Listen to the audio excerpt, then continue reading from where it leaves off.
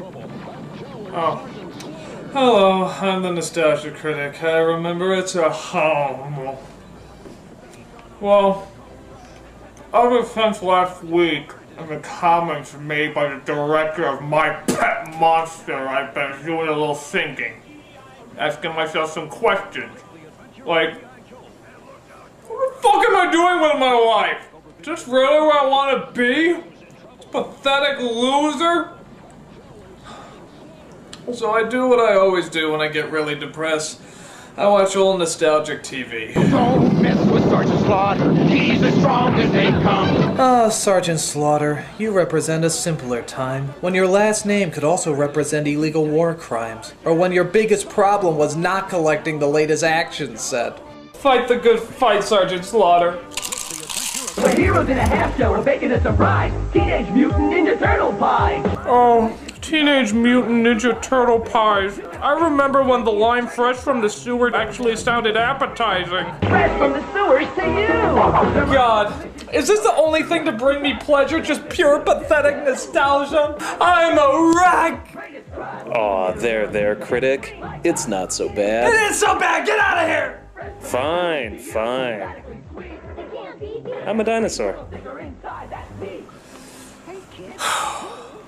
Fucking commercials. What is it about them that draws me to them? They're so conniving and yet so inviting. It's like they're in their own little world, a world that wants to be nice to you but scam you at the exact same time. Something about them strangely gives me comfort. I could actually watch these ads all day. Actually, it's not a bad idea. Maybe I need to take a break from nostalgic movies and nostalgic TV shows and take a look at the stuff in between. I mean, I loved commercials growing up. They got me excited for all the things I'd pester my parents over until their ears gushed with blood. Every time you watched them, you felt like you were making a deal with them. You buy their products, and they in return deteriorate your intelligence and physical health. It's a good trade. How can such cunning manipulation go unappreciated? You know what? Fuck it. I'm gonna take this whole episode, I'm just gonna watch commercials. Yeah, this is a tribute to all the plastic, sugar-coated nonsense that we loved growing up. This is a segment I like to call After These Messages. After these messages. After these messages. After these messages. After these messages. We'll be right back. I'm not gonna go in any order or tie them together with any theme, it's just gonna be commercials. So, let's get started. Look, it's Jeff Armstrong. He's eating Applejacks. Applejacks. You remember these commercials, right? It always starts off with a group of kids eating the cereal, and some snooty know-it-all always asks why they like eating it if it doesn't taste like apples. Which is a good point. Why the hell doesn't it taste like apples? It's like if Cocoa Puffs tasted like Oat Bran. It's kind of false advertising. It's Jeff Armstrong. He's eating Applejacks. He's cool. We'll see. Yes, we'll see if he's cool by subjecting him to the Applejacks test. Not the Applejacks test. Yes, the Applejacks test! You named it Applejacks. Shouldn't it taste like apple? That isn't why it tastes so good. Then why? You must choose. But choose wisely. They just do. You have chosen wisely. Kellogg's Applejack cereal is part of this complete breakfast. And then they all end with the kids taking a picture together. But my absolute favorite is the caption at the bottom. Applejacks 94. Somebody actually looked at this picture and called it Applejacks 94. As if to say, yeah, I remember that summer. That was the summer of Applejacks. The summer where anything was possible. The summer where boys became men and girls became women. That was Applejacks. I know. I wrote it on a picture. Do you think the kids from It did that? Like when they all took that picture together, they simply labeled it the summer of Applejacks 54? You know, instead of the summer of, oh my god, a killer clown, a fucking killer clown, don't ever forget the killer clown, a killer clown. It could happen. Kellogg's Applejack cereal is part of this complete breakfast. I don't know what she's feeding him. Read what we like. Pop your basketball, How about Popples? That was a clever idea. It was a series of sports balls that could be turned into cuddly creatures. I've got a popple. Pop your basketball, Who got the ball? Who got the ball? I've got a popple. This raises a few questions though. Like, why were they playing with a furry pillow-like ball to begin with? Hey, you got our basketball? Oh wow, that's a hairy fucker. It doesn't bounce in the slightest. This'll do us well. And then, of course, when they go after the ball... I've got a bubble! Well, shit, he's got a supernatural creature that hasn't been discovered by science yet, but where's that darn ball? Also, I felt bad playing with these because I always felt like I was giving the Popples a migraine. I mean, you're kicking them around, throwing them, doesn't that hurt? The Popples wouldn't come out like this, they look more like this. But oh well, you can't fault it on still being a clever product. They're new from Mattel! Okay, I don't know what the fuck this kid is on, but I want some. All kinds of cream inside. He likes Skiggles' funny faces. There's fudge and vanilla cream in each one. My God, people stoned out of their minds don't laugh this hard. New Giggles cookie. 2 kinds of cream in each funny face. Are you gonna eat that? Turn the gas off! Turn the gas off! It's sometime in the future. Oh, this ad was unbelievable. This is like one of the most fucking epic commercials ever put on television. The ultimate challenge. Crossfire. Look at it. It's set in this apocalyptic future where the fate of the world rests in the hands of 2 kids who sit at a table and throw marbles at even bigger marbles.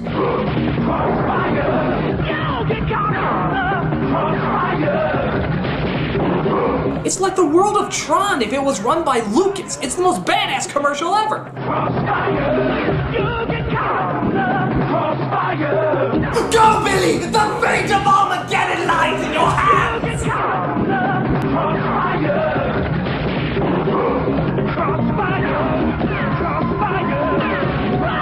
Crossfire!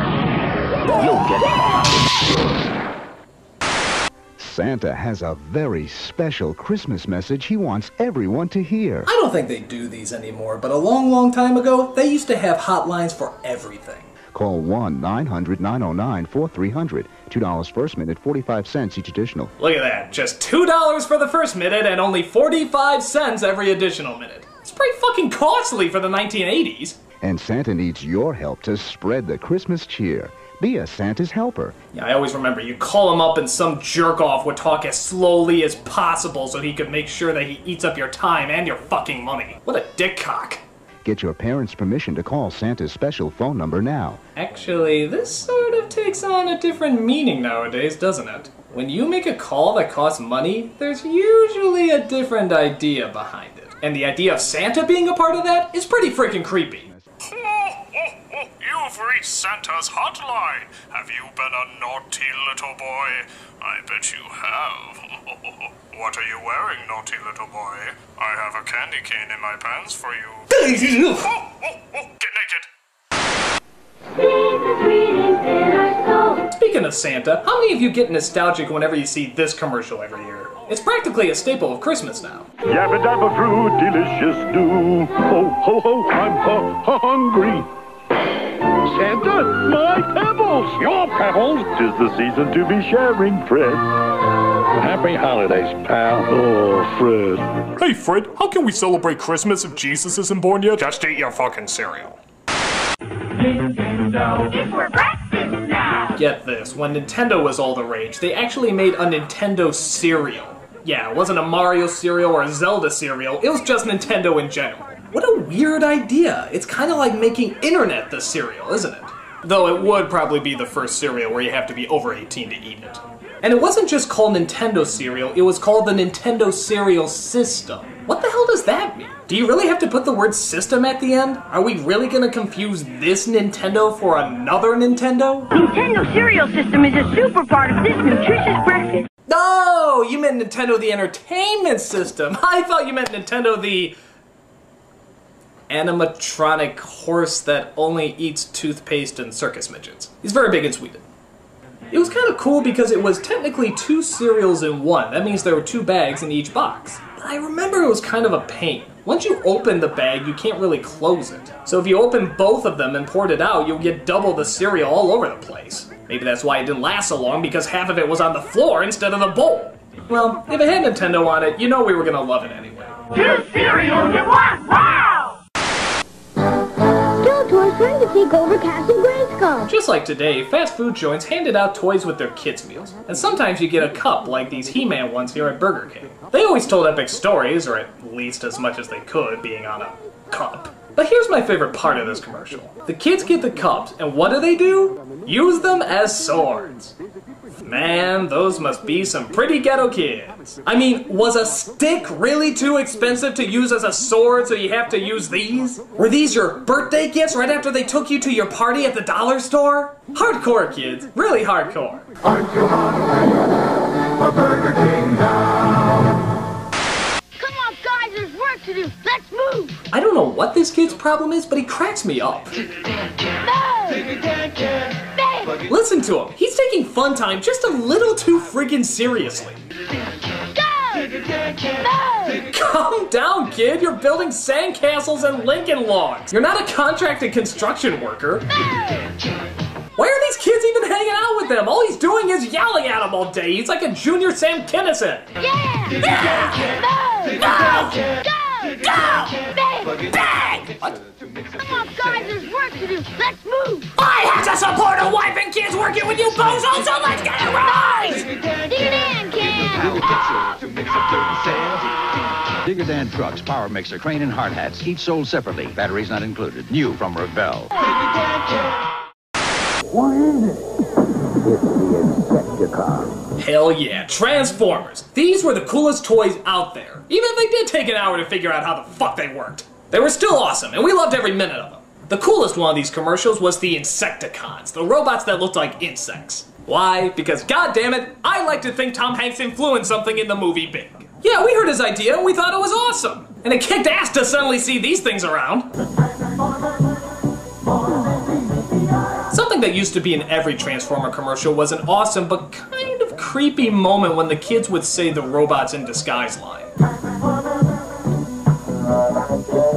Jesus! I mean, it's cool, but it's also pretty freaky. It's like the kid got possessed by the devil or something. Your mother sucks cocks in hell.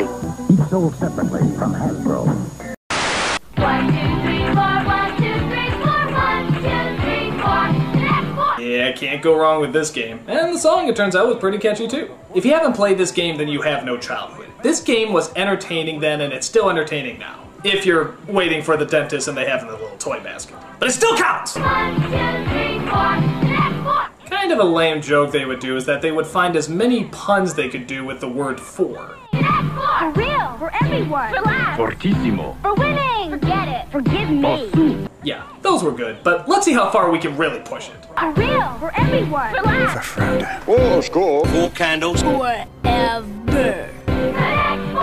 What else can you say but solid game with a solid ad? Connect 4 from Milton Bradley.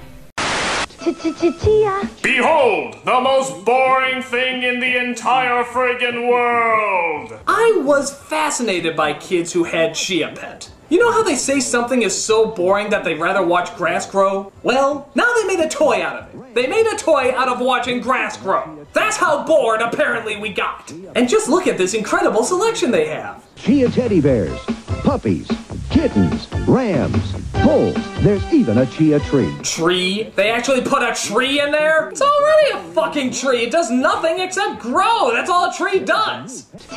Chia. Chia Pet, the pottery that grows. If you liked it, good for you, but don't be surprised if you have a sudden fascination with chia paint drying. And for the love of God, don't invite your friends over to watch it. You will be pitied. Chia. Bullshit. This is the Micro Machine Man presenting... Oh, this guy is awesome. He started off as the FedEx Man and moved on to a toy called Micro Machines, which sadly I don't think exist anymore. Cruiser, mini micro machine vehicles, planes, and boats to the police station, the marina, the mini motorcycle repair shop, the gas station, the construction office, work, the real working drawbridge, highway, passenger ramp, and garage doors. This guy is an advertiser's dream come true. He gets out all the information you need in seconds. Literally seconds. The dramatically detailed, terrifically trimmed replica of the real thing that holds 25 micro machines with fabulous, fantastic features, 2 totally terrific elevators, real working hoist, runway, and 2 cargo arms. Every time he came on TV, you felt like you were doing ecstasy. Everything just seemed so fast, and everything else moved in slow-mo after he was done. And these playsets fit together to form a perfectly precise micro machine world. Billy, it's mother. Come to dinner. The Micro Machine Man here, aircraft carrier there. You can't have that, but you can have this. Thank God this guy doesn't do audiobooks. works. To be or not to be, that is the question. Whether 'tis nobler in the mind to suffer the slings and arrows of outrageous fortune, or to take arms against a sea of troubles and by opposing in them, to die, to sleep, no more, and by a sleep to say we end the heartache and the thousand natural shock. That flesh is hair too, 'tis a consummation. Devoutly to be wished, to die, to sleep, perchance to dream. Aye, there's the rub. For in that sleep of death, what dreams may come when we... The toys were awesome, and this guy was awesome. Let's hope they both make a comeback sometime soon. Remember, if it doesn't say Micro Machines, it's not the real thing. Speaking of awesome, why the hell is there no more Ecto Cooler in the world? This was like the coolest drink ever. And by God, it was the only good thing that Snot Bubble Slimer ever produced. I see Ecto Cooler. Slimer's new fruit drink. Though speaking of which, what are we supposed to assume that stuff is? I mean, did the best thing to come out of Slimer literally come out of Slimer? Oh my God, we could be drinking Slimer splooge! He already sort of looks like a giant sperm. It's like the sperm of sperm, or a... Ugh, I don't want to think about it! Ah, screw it. Whatever it was incredible. And it lasted a real long time, but at some point they discontinued it. And by God, were we pissed off. I keep hearing they're gonna make a new Ghostbusters movie sometime soon, and I'm telling you right now, if they do not do a crossover with Ghostbusters 3 and bring Ecto Cooler back, somebody really will be a fucking ghost. Ecto Cooler. You've been warned. Wow. Here's Wet Banana. You can dash and splash on Wet Banana like Billy. Yes, be like Billy and take a ride on the Wet Banana. You can dip and slip like Ricky. Yes, dipping and sliding is a very good thing to do with your Wet Banana. Slippery wet fun for the whole gang. A very special kind of gang, but yes, slippery wet fun is guaranteed. Could that be Mom on Wet Banana? It is! Mom! Get off my Wet Banana! What would Dad say? Regular Wet Banana 25 feet long, and the new Wet Banana Super Slide 30 feet long. My, that's a fucking big banana. Each sold separately. From Cokie. Caution, may hurt some women. Down at Fraggle Rock. Down at Fraggle Rock. I love Fraggle Rock. Then why'd you turn it off? Chris, why don't you read something? But the Fraggles are really fun. Ah yes, the TV that actually encourages you to read. That's something you don't see very often. I'm so confident you won't stop watching me that I'm just giving you books! Ha ha ha ha ha ha! You can't read your addiction of me. I won't die until the internet's invented. I got 10 more years, suckers! Ha ha ha ha ha ha ha ha! Magic Potty Baby. Oh God, not one of these. Quit while you're ahead, commercial. You might be able to sell it if you stop now. Help you with your training pants, you make me so proud. Your potty... Oh, nasty! I mean, go! It's fun to help Magic Potty Baby learn to use her potty. No, it's not. It's fucking gross. God, and they say boys can be disgusting. Ooh. Magic Potty Baby, I'm so glad. Don't kiss it. You don't know where it's been. Potty Baby and her magic potty. No water, no mess. Just pray that thing doesn't have to go number 2. Hello, I'm the Nostalgia Critic. I remember it so you don't have to. Well, I got my recliner, I got my I Donut Donuts t-shirt on. That can only mean one thing. More commercials! Yeah, I guess it is a weird idea to review commercials, but like I said before, they live in their own little world, and they're so much fun to watch and laugh at. The 80s and 90s gave our childhood some really silly products and even sillier ways of advertising them to us. And guess what? We're gonna look at them again today. So, welcome to part 2 of a look back at nostalgic commercials and a segment I like to call We'll Be Right Back. After these messages. After these messages. After these messages. After these messages. We'll be right back. Where is the cool card? Oh, figures that we start on a girl's commercial. Fucking girly ass, they just keep us from our lust of plastic weapons! You put it together. Dolls and fashion sold separately. Yes, you can do everything with it. Drive through glitter, pick up dangerous hitchhikers, pose it against that curious, gigantic city backdrop that you have for some reason. It's a girl's dream come true. Actually, the funny thing I realize about this is that if that car was a little smaller, it'd be a boy's toy. Now, how weird is that? You think we'd be all about things being bigger and stronger, but no, we like them teeny tiny. Have you ever noticed that? Girls got the huge convertibles, we got micro machines. Girls get the giant detailed dolls, we get the little G.I. Joe action figures. I mean, at what point did we look at TV and say, ha! Fuck that giant pussy convertible! This is a man's car! You put it together. Dolls and fashion sold separately. We're into Barbie. Wow. What was up with that girl's reaction? It's like she forgot she was supposed to be impressed with the product. Barbie. Wow. She just sounds so entranced too, doesn't she? It's like off-screen the product suddenly turned to an incredible superhero or something. Dolls and fashion sold separately. I'm Batman. Wow. What else can you say, bud? Barbie. We're into Barbie. Wow. Wow. I am He-Man. Call She-Ra and me at 1-900. Oh, great, another 900 number. Again, as if these didn't already have a sexual slant by today's standards, you honestly have to put He-Man in your ads now? Now you're just turning the sexual undertones into sexual overtones. Fabulous stories about what I may or may not be wearing will be revealed to you when you hold aloft your mighty phone and say, I got parents' permission. I have We'll also tell you how to get an action figure or this colorful poster. Part of your $2.35 2-minute call will go to local science museums. Yes, part of your money will go to the science museums. We haven't figured out yet how to make change for a penny, but we'll figure out some percentage. I have the power! It's not easy when you're new in town. Loser. He's new, so we hate him. Except when you have something that makes huge bubbles. Amazing bubbles. Holy shit, that kid has bubbles! Bubble thing makes people curious. I was so wrong to judge you, Billy. I was so wrong. How can anything make bubbles as big, as giant, as monstrous as Bubble Thing makes them? Hey, Joey! I just got a Nintendo Entertainment System. You want to play? Fuck that shit, man! This kid has bubbles! Nobody seems to be able to resist the kind of bubbles Bubble Thing makes. It's like my cruel, abusive family doesn't exist anymore. Thank you, Billy. You changed my life forever! Fucking bubbles. And what do they call this incredible invention that brings people together? Bubble Thing. Wow, was the marketing guy away from work that day? That's like the most unimaginative name I've ever heard for a product. It's like calling Transformers Changey Things, or G.I. Joe's Army and stuff, or Hot Wheels. Way to make us remember the product, guys. Bubble Thing makes colossal bubbles and it's new from Whammo. Fucking bubbles!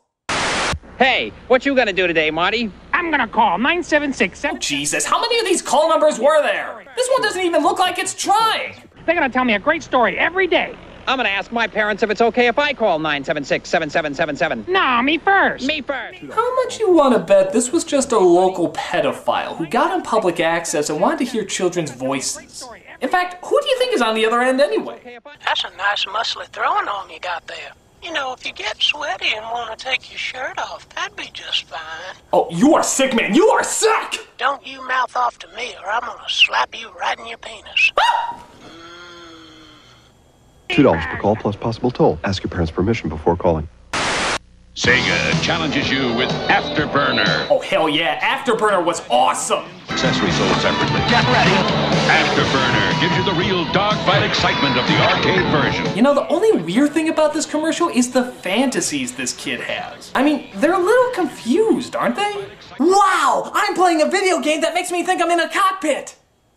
Playing a video game! Yeah! Like barrel rolls, nosedives, supersonic speed, and radar lock-on. Yeah, now if only you can convince Hulk Hogan that it doesn't have fucking aliens in it. Give it up, Fraggles. Give it up. It's Afterburner! Let's take it home.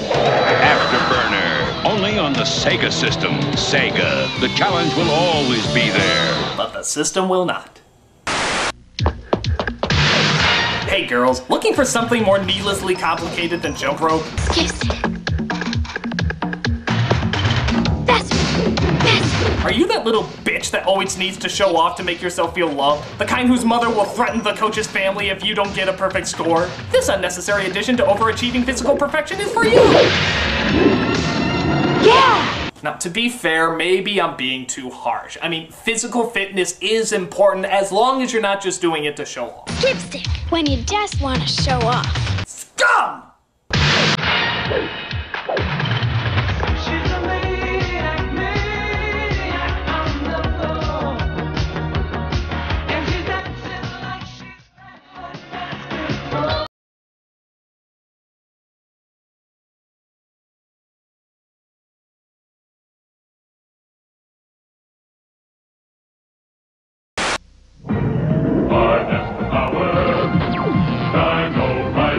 Oh god, how did this toy never catch on? Listen to this. These were spacemen who take over the minds of dinosaurs and use them as weapons in their intergalactic war.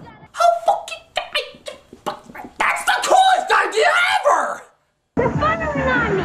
Look out for the trap! The hidden rocket splashed the evil Rulon. We'll meet again, Quest Star! They had a TV show too, but that never went anywhere. Why? I mean, seriously, it's like the best combination of everything boys like. Just throw in cowboys, ninjas, pirates, and the annoying of girls for making us feel confusing emotions, and it'd be perfect. Hiding gutter! Over here, Frog Breath! Hidden rocket shoot the brain box off. He's free! He's free! Oh well, all I gotta say is as long as Jeff Goldblum has nothing to do with them, these dinosaurs are awesome. Tyrannosaurus Rex with figures, battle gear, and motorized walking action. Dino Riders! That's famous there. Hey kids, it's me, the Spring Bunny. Call me today and... Oh, come on! It's a fucking rabbit! That counts as a reason to call a number because you show a fucking rabbit on screen? There's a new story every day, so call today. I mean, how lazy can these get? Hello, kids. I'm a table. Would you like to hear an exciting table adventure? 'Cause, you know, tables go on a lot of fucking adventures. So, if you'd like to hear about me, a table, dial this number. Table away! We can't wait to share our warm weather fun and discoveries with you. Remember, get your parents' permission before you dial. Preferably while they're asleep. Hey, Fred, it's the same old shtick again. Rockstone! Bonnie! Okay, I'm sorry, I gotta address something with these commercials. Here you got Barney, who's going to these extreme lengths to get Fred cereal. Why doesn't he just go to the fucking store? I mean, my god. It's incredible the lengths he'll go to. I mean, his face is on the fucking box! You'd think he'd be able to get a few free ones every once in a while. Bonnie! And for that matter, why does Fred keep feeding into his habit? Why doesn't he just crack and tell him what he really needs to do? Bonnie! Uh-oh, this rock's got to roll. Okay, Bonnie, before I chase you around in some comedic routine, I just want to ask you to do one thing. Look at yourself. Just really look at yourself. I mean, my god, Bonnie, my god. You're a pathetic wreck. I mean, that stage alone, how much did that cost you? 100, maybe thousands of dollars? And you keep doing this every week. Week after week, you blow your money away when you could be spending time with your family. This is why you're defaulting on your mortgage, Pawn. This is why Betty has to strip. Here's, $20. That's good for a couple boxes. Go to the store, get a few, enjoy yourself. You have a problem, Bon. You have a real serious problem. And it needs to be addressed. I mean, seriously, Bon, what is it about my cereal that sets it apart from other cereals? 'Cause it came from your wife's box. Okay, Bon, you're going down. Hot Cocoa Pebbles cereal, part of the nutritious breakfast. Yabba dabba delicious. Oh, and eat your wife's box! You can smush 'em, you can mush 'em. Maybe it's me, but this commercial seems ungodly cruel. You can smush 'em, you can mush 'em, you can push 'em. Oh, God!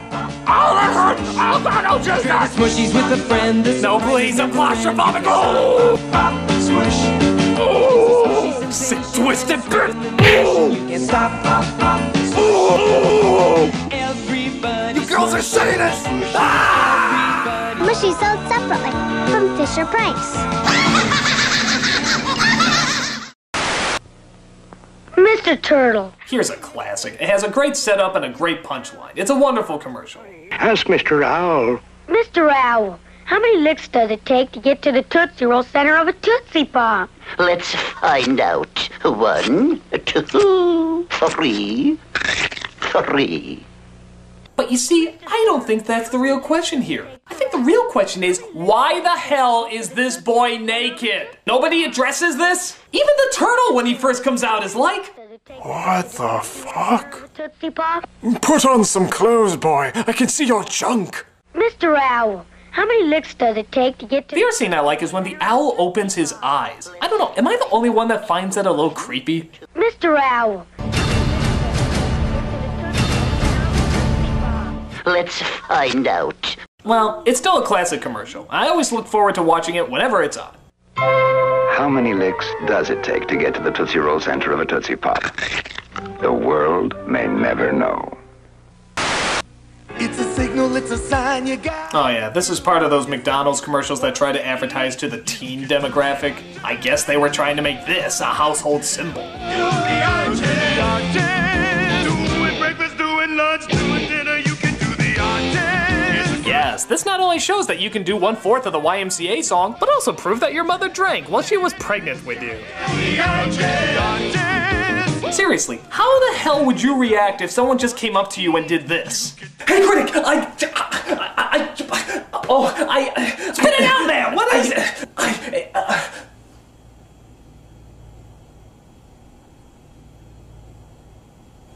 Get out of my house! Nothing much else you can say, but do the arches. Let's do lunch. Monkey!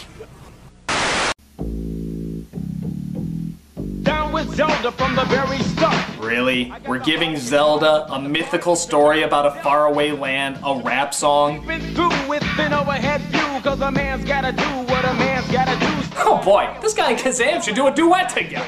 Don't understand, I'm the man with the plan, cause the power's in my head and the power's in my hand. Cause I am Kazam. Ooh, man. I'm more than I seem, you all are looking at your dream. In your coffee, I'm the cream. So I stay on track, collect the facts, never cut the slack, and I always watch my back. One snap of my fingers, get a scoop of Ben and Jerry. Living so rich, better watch my arterials. Down with Zelda. Let's green egg and ham it. It's not even the worst, it's just the idea of giving a fantasy game a rap seems really silly to me. I mean, you know, in Japan where the game originated, they probably treated it with a lot more respect.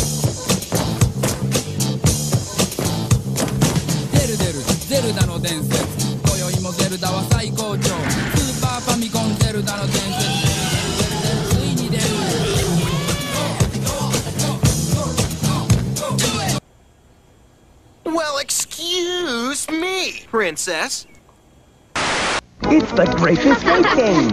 Okay, yeah, you know how they always say that TV and movies are rotting your brain, there's just too much violence? Why don't you go play a board game or something? Yeah, alright, take a look at this board game. Make 'em, take 'em to the back daddy. Smash 'em, smash 'em, now they can study. A little, and now you're a little out of shape. That's the way you do it when you play the Great Escape. The Great Escape Game. Race through the crazy jam castle without getting sliced. Or smash the moon. It's fun. I'm almost done. Maybe you wanna know too late. That's the way you do it when you play the Great Escape. Grape Escape, because killing things that are smaller than you gives you power!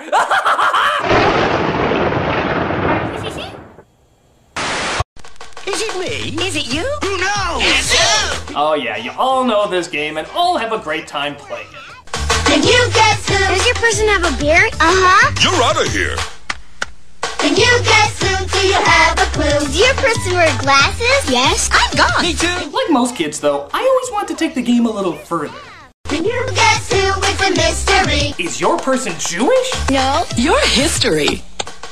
Can you guess who? Has your person slept with mommy? Uh-huh. You're out of here. Can you guess who? Is your person serving time for multiple homicides? Yes. I'm gone. Me too. Can you guess who? Does he look like a bitch? What? Does he look like a bitch? No! And you get to... Is your person the subject of several disturbing documentaries? Yes. You're Charles Manson! You win. Let's play again. And you get to... Guess who? Game cards do not actually talk. If they do, you should probably seek help. Now at Burger King, you can collect Save the Animal cards. Really? You went from He-Man cups that you're supposed to sword fight with to environmentally aware trading cards? There's 17 cards in 4 albums, one with every kid's meal.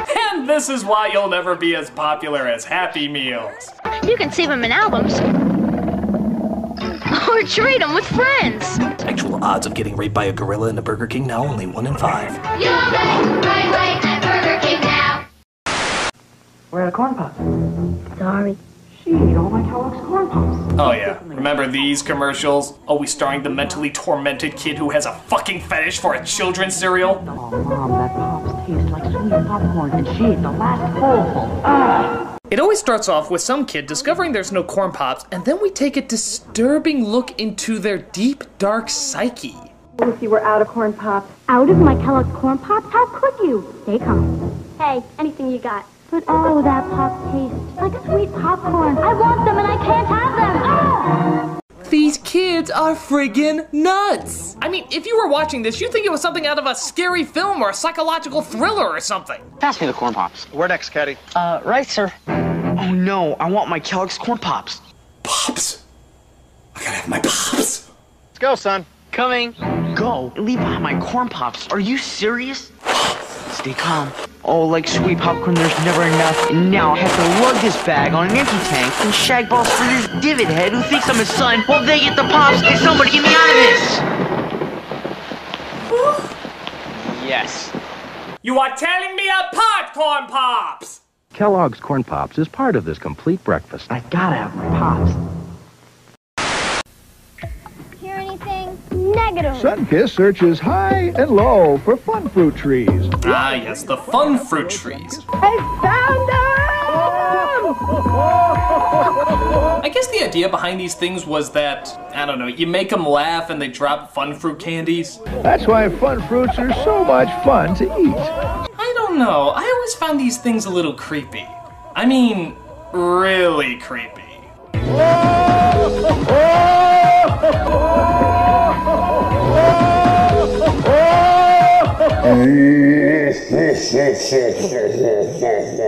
You are telling me about fun fruit trees! They just seem unnatural. Every time they appear, I keep thinking they're gonna do something out of an Evil Dead movie.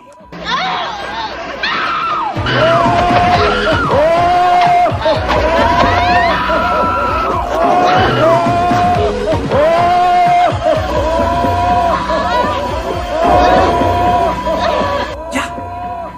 Fucking scary. Sunkist fun fruits. Every chewy one is real fruity fun. Oh boy. Better enjoy this movie while you can, folks, because you will never see it in theaters again. Because he's the one and only Brer Rabbit. Back again on the big screen in Walt Disney's happiest classic, Song of the South. Did we mention that even though we're just showing the animated scenes, they're only about as long as this commercial? That's right, the rest is live action, and dealing with incredibly slow-moving racial relations. Doesn't that sound like fun, kids?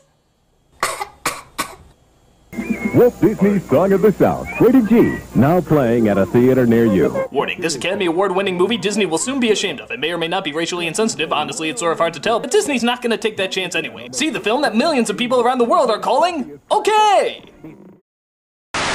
Mom, your grandma. Twin. Yeah, they just arrived. Introducing Cabbage Patch Kids Twins. It doesn't happen very often. Alright, this is an ad for Cabbage Patch Kids Twins. Emma Blue is the chubby one. That's Diana Marie. How is my Diana Marie? That's Emma Lou. No, I thought this one was Emma. Grown up.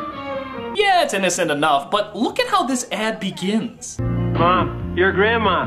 Twin. Yeah, they just arrived. Now what if, for the sake of argument, she didn't know that was a joke? If your husband called up and said that your daughter is pregnant, would you react so pleasantly? Mom, your grandma. Twin. Yeah, they just arrived. What? What? Baby, who touched you? Who got you knocked up? Congratulations, Frank. We just heard. Frank, tell me what's happening. Have you called the authorities? This is Emma Lou and this is Diana Marie. Frank, did you try to hang up on me? It's still on the hook. Give me some answers, damn it! It was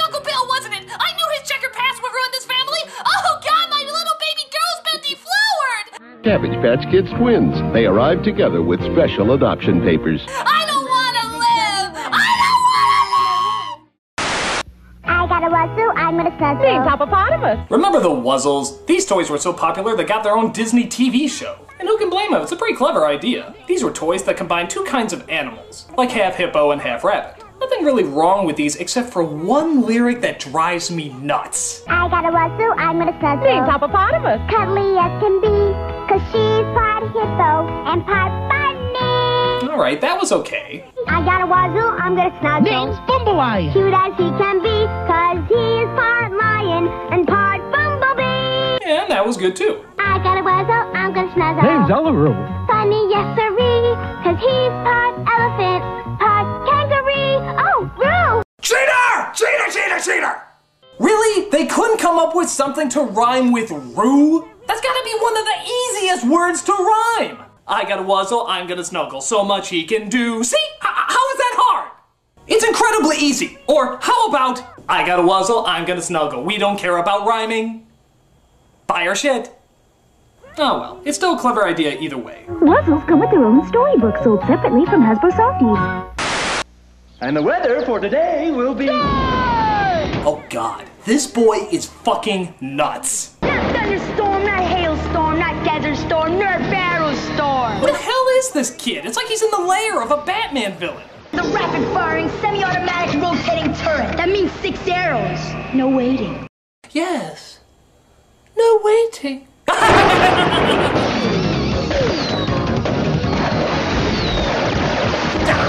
Everybody die! And that's what I call service. Nerf will leave none alive. Hey, if you don't have the Nerf arrow storm, you're just a target. Jesus Christ, kid! I thought this was just a game! Don't you get it? It's Nerf or nothing. And by nothing we mean die! It's Nerf or nothing. Aliens! Alright, aliens, now we're talking. It's the alien flying queen and her gruesome gorillas. Send in the ultimate space marine, ATAX. Wait. The ultimate space marine is named ATAX? It sounds like discount tampons you get at the dollar store. ATAX, disguised in his big bad bug suit. He sneaks in. Oh really? An alien disguise suit. Why didn't they think of that before? Alright, Marines, here's the plan. We are going to dress up in alien costumes, get a bunch of garbage bags and the world's biggest dildos, and we are gonna sneak into the alien's nest. They don't have any eyes, so they'll never be able to spot us. Any questions? Yes, Hudson. How do I get out of this chicken shit outfit? Shut up! Send in Hicks and the heavily armored evac fighter. Send in the Marines. Blast them. Yeah. And bottle them. Yes, and bottling. Yes, of course. Alien costumes and bottling. This is the future of our military, folks. If this is how it's gonna look, I think Hudson said it best. Game over, man. It's game over. Spy by bug, each sold separately. Aliens. You've got your sunrise. You caught a prize. You're making your Johnson. What? You caught a prize. You're making your Johnson. What? Party nights, summer whites. You, your friends, and your Johnson. Johnson? Saturday nights, distant lights. You, your girl, and your Johnson. Whoa, hey, keep it clean! Disturbing commercials. Get any creepier than that? Rooster tails, water trails. You, your kids, and your Johnson. I'm gonna slap you right in your penis. Shut up! You and your Johnson, a way of life for over 50 years. And then your wife found out what you were doing with your Johnson and, well, let's just say you and your Johnson won't be hanging out with any kids anymore. Commercials like this do make you wonder, though. Are they aware what's going on? I don't know. I almost think they planned this so that people will talk about their product more. Like, they meant for it to have a double meaning. But I don't know, maybe I'm sounding like a conspiracy nut. I mean, can you think of any other commercial that can be taken the wrong way so easily? Just wait till you see what I've got. It's the Wonder Boner. The Wonder Wonder Boner? Oh, you laugh now. Just watch. You just assemble the Wonder Boner stainless steel rods like this, take the fish, and... The Wonder Boner. Introducing the Wonder Boner, the amazing new fishing tool that makes deboning fish a breeze. Okay! You had to know what you were talking about. Nobody's that naive! You're trying to play all innocent when you know that everyone's gonna be snickering at your commercial, and thus remembering your product better. I mean, I might believe that wasn't intentional if they don't drop any more innuendos. The Wonder Boner. My wife would like that. You know! You totally know what you're talking about, and you should be ashamed of yourself! Well, I think the Wonder Boner is a winner. Stop saying that! I don't care if your wife would like one of those, just keep your fucking Wonder Boner to yourself! The Wonder Boner comes with a polyethylene storage case that doubles as a base and a cutting board. I mean, seriously, you can't even say that word without having somebody crack up. Watch! Wonder Boner.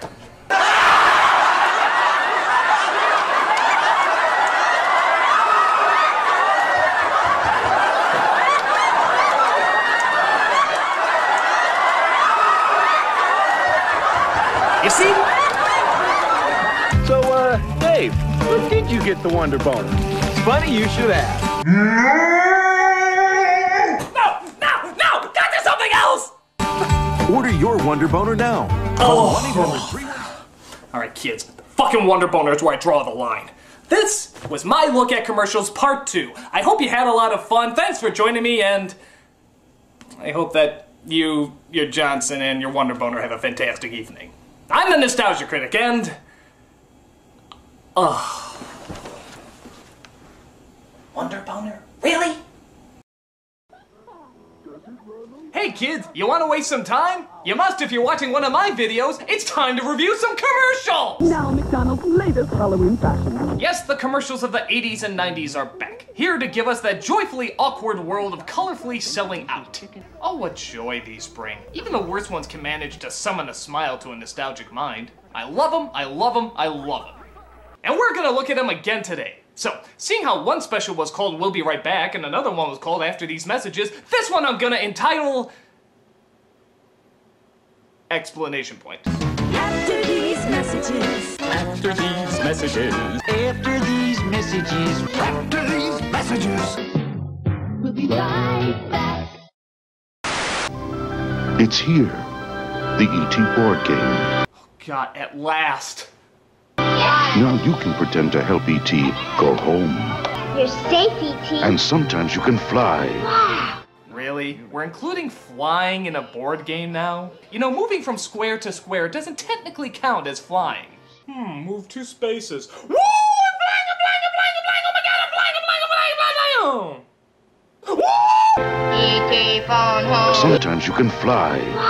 Wow, indeed, easily impressed little boy. Danger. Sometimes you can hide.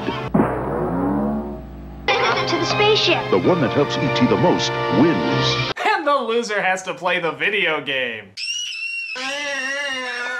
Even though I see no reason to make a board game on E.T., this commercial does manage to capture the magic and drawn-out boredom of the original. E.T. board game from Parker Brothers.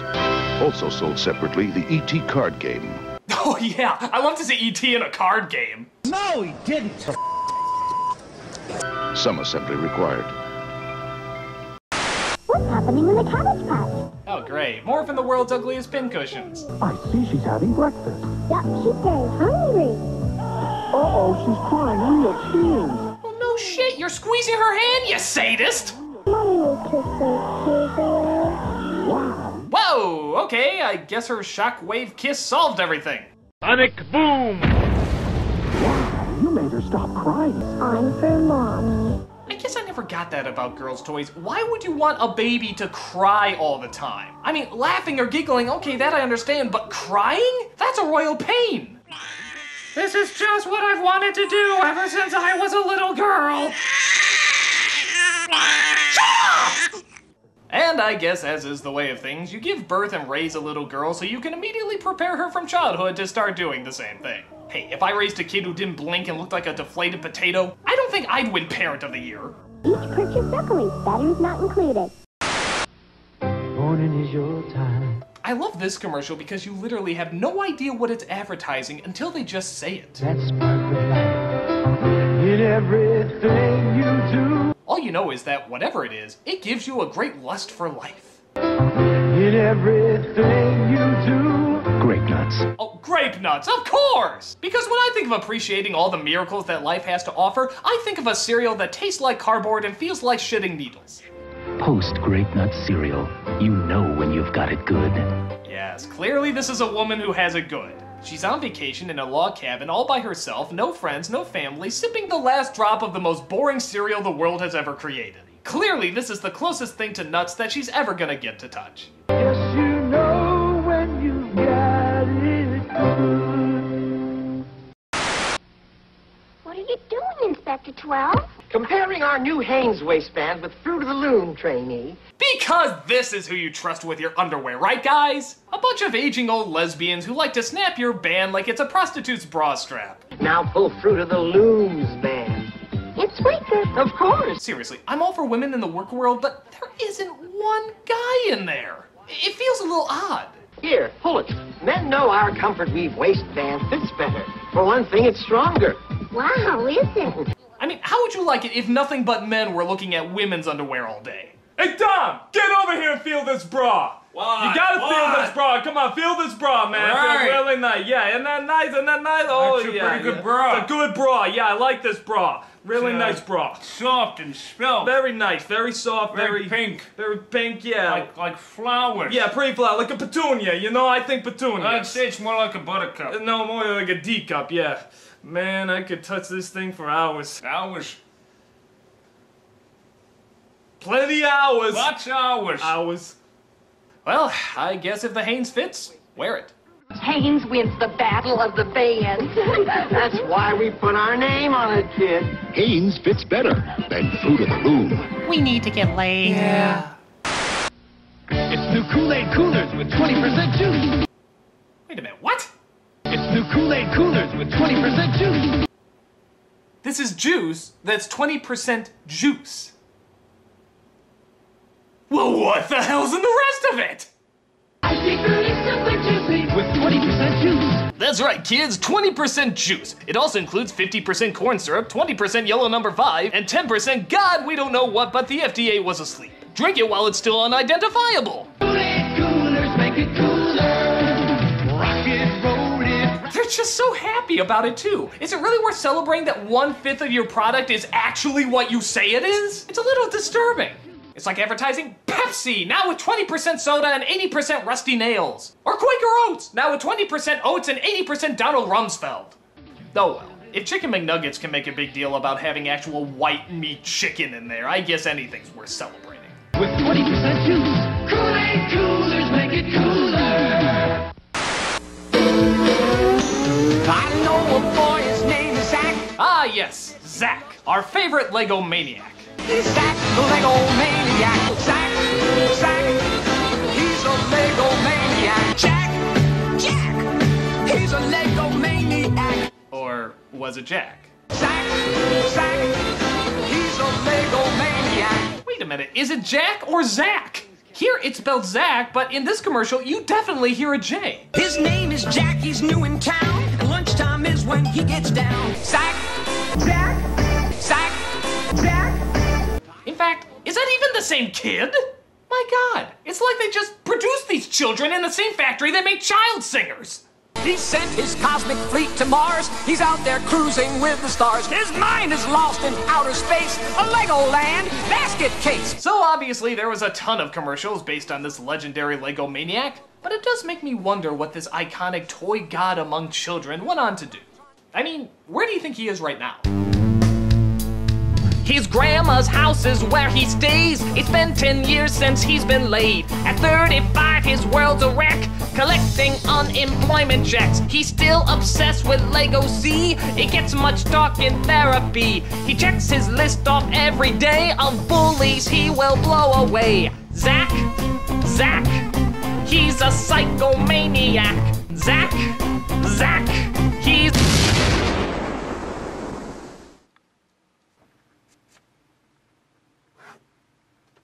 well, we'll still remember you in this timeless commercial, and the most likely unhealthy obsession you probably had. Zack, he's a Lego maniac. Zack, Legoland, King's Castle, Airport, Cosmic Fleet Voyager, sold separately from Lego Systems. Has anybody noticed that the Ghostbuster toys were some of the most creative toys ever made? I mean, look at these. These were friggin' awesome. See anything weird? It's Tombstone Taco. A friendly garbage man. Hey, you! It's terror trash. And as you'd imagine, they were advertised well too. But I have to admit, there's one part that just rubs me the wrong way. Get him, boys. Ghosts! Funny guy, watch him scream.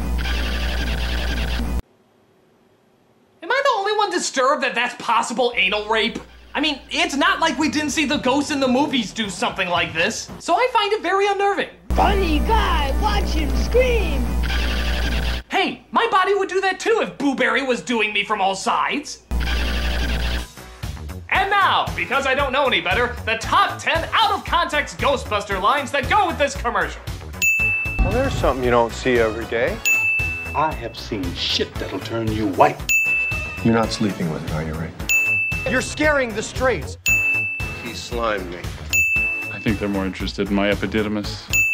If we get this guy laid, we won't have any trouble. Why am I drippings with goo? You don't want us exposing ourselves. And the #1 best out-of-context Ghostbuster line to be associated with this commercial is... That's a big Twinkie. Play me off, Paul!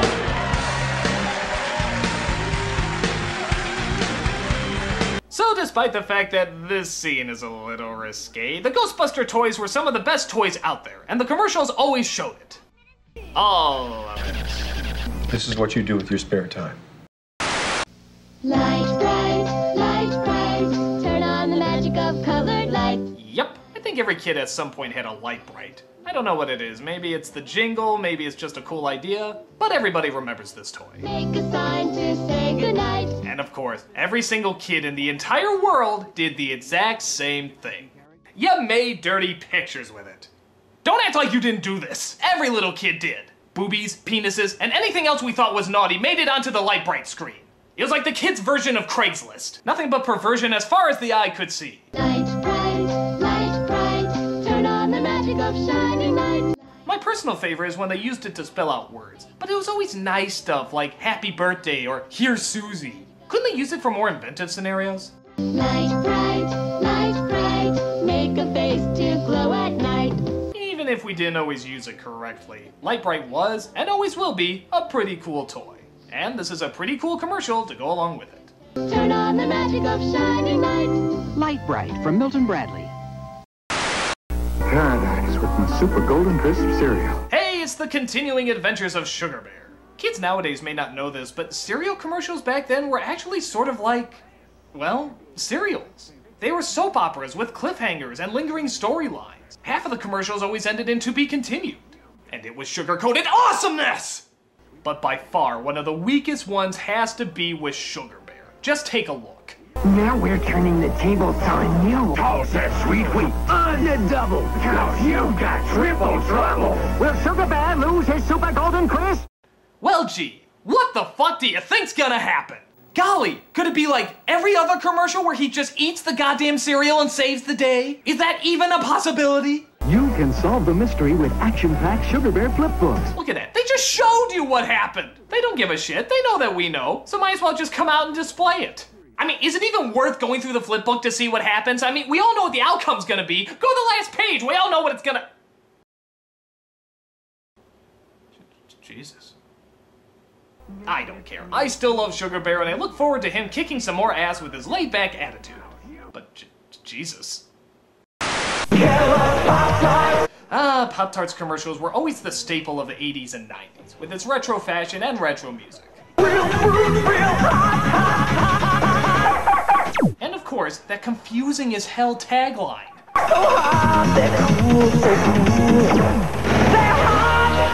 So hot, they're cool, so cool, they're hot. What does that mean? How can something be so hot it's cold, or so cold it's hot? It's like saying they're so great they suck, so it's great. I never got it. It's like one of those Zen riddles you're never supposed to really figure out. What is so hot it's cool, but it's so cool it's hot? Pop-Tarts? It's not Pop-Tarts! You can get ready for something wild when you bite into new Kellogg's Pop-Tarts. Explosive radiation! God, those things aren't fucking around. That nearly took her head off. Look at that. I think bits of her brain just flew out there. Lindsay, why are you late for class? Pop-Tarts! For a taste that's better than ever. Introducing Leatherhead! Alright, now we're talking. Teenage Mutant Ninja Turtle toys. Always a favorite. Leatherhead! These are your targets, the friends of the Ninja Turtles. Yusaki Yojimbo. Wait a minute, what was his name? Yusaki Yojimbo. Yusaki Yojimbo? That sounds a little perverted. Leatherhead! Actually, even Leatherhead sounds a little dirty. It sounds like the name of a gimp from an S&M dungeon. Now you can get a pop-up display stand inside specially marked packages of turtle figures. Great for displaying turtles when they're not eating pizza. We just thought we'd remind you that the turtles ate pizza. As much as I love the turtle toys and the commercials, there was always one thing that drove me nuts. They never got the same voice for Shredder. The voice for Shredder in the commercials was never the same voice as from the show. I mean, they didn't even try. I'll take care of them once and for all. Destroy them! That sounds nothing like the original Shredder. Hey, while they're at it, why don't they go with this voice? They betrayed me, they didn't keep their promise, they tricked me, and I don't care anymore. Whoa! Better watch the old blood pressure, Shredhead! You're just a little chicken. Chip, chip, chip, chip, chip, chip, chip. How is your sex life? Great for displaying turtles when they're not eating pizza. From Playmates. Bitch. Dance Club fans, do the Barbie! Yes, notice how the Barbie in no way involves bending your arms or legs? All over town, we're into Dance Club Barbie. Who's the hottest TV fan? Oh god, even that was too complicated for the doll to do! Look, for the dancing toy, could you allow just a little bit more movement outside of the I'm trying to step on a bug while I have a headache move? Got the answer, it's Dance Club Barbie. Oh, a spider! God, I need aspirin. We're in a Barbie! Now the Barbie Dance Club t-shirt and video with a special appearance by Paula Abdul. Oh, now that would be interesting. Oh, you know, you try. I know you're trying so hard, but honey, I just don't think you're Barbie material. Polo, get a reality check. She Oh, no, was you god be awful. quiet, She you shouldn't be be quiet. here. She You're should so commit mean suicide. She now. was You're that so awful. mean. She is just a You're god so awful mean. person. I think she should kill You herself. want to make out? Later, I'm doing Seacrest. What's hot? Hot Wheels. What's cool? Pop-Tarts? It's not Pop-Tarts! Light speeders. Oh my god, I hated these things. Anyone who had these, you got gypped. Okay, so these cars don't run unless you put these spotlights on them. And there's your problem! Why would you want to do that? What are these, solar-powered cars? Who thought this up? So that means every time you put the light on it, it moves a centimeter. And you have to have that stupid light on the whole entire time or it doesn't move. And trust me, it's a lot harder than it looks. You get to move a centimeter, then another centimeter, and then you throw the goddamn thing away. Super tight on curves. Oh, and you got those bridges where it always got stuck. Guess why? Because the fucking light wouldn't shine through. So you always had to push it with your fucking toe or something. God, I hated this toy. Take off with the speed of light. Bullshit. The future is here. Bullshit. Now. Bullshit. Light speed. Bullshit. So hot. So cool. Now you're ripping off Pop-Tarts. Who does that? Batteries not included. Not for use with some cars. You put it together. New from Mattel. Bullshit. Right, Transformers. Now the greats are back as classic pretenders. Wait, what? Wait, they're people now? What? Now they're robots? They're dinosaurs too? What? Hey, what? Now they're cars? What? Wait, how is this classic? I don't remember this. Wait, why are they people? I don't get that. Who are they? Well, that cleared everything up. Buy that. Show and tell time. Another teddy bear? My teddy's name is Teddy Ruxpin. Hi, my name is Teddy Ruxpin. Ah! The devil! Can you and I be friends? I haven't forgotten you, critic. Why are alphabets fun to eat? Because you can eat. Critic! Here's a fun game to play at home. Count all the phallic symbols. Squeezes on, squeezes on.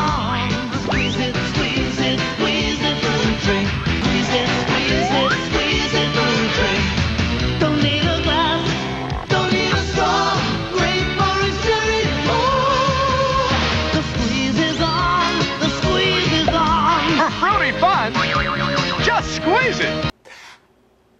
No comment. I'm a skateboarder. New Pretender Transformers are here. Oh, these things again. Okay, let's see if they explain it any better. The power of Pretender Transformers. And look, there are evil Decepticon Pretenders too. Pretender Transformers. Nope. Finally, we have found a cure for diabetes. What? I can't wait for the day I make that announcement. Cutties! For over 16 years... No, I'm sorry, you lost me. You totally lost me at that fake out. I don't care what you're promoting. In fact, you know what? I'm gonna give 5 people diabetes right now. Yeah, it's the Critic. Inject them!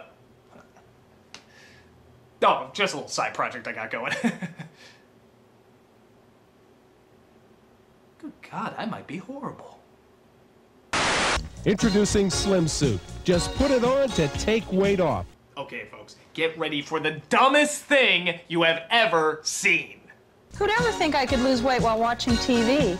Do you believe we're losing weight just by talking on the phone? No, I can't. In fact, I'm going to call lying on that. Just put it on to take weight off. It's that easy.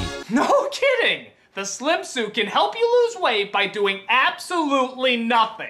What, does it take off like an ounce of weight a week or something? 6 hours ago, I was absolutely panicked because this dress was too tight. So I knew to wear my slim suit, and now my dress fits perfectly.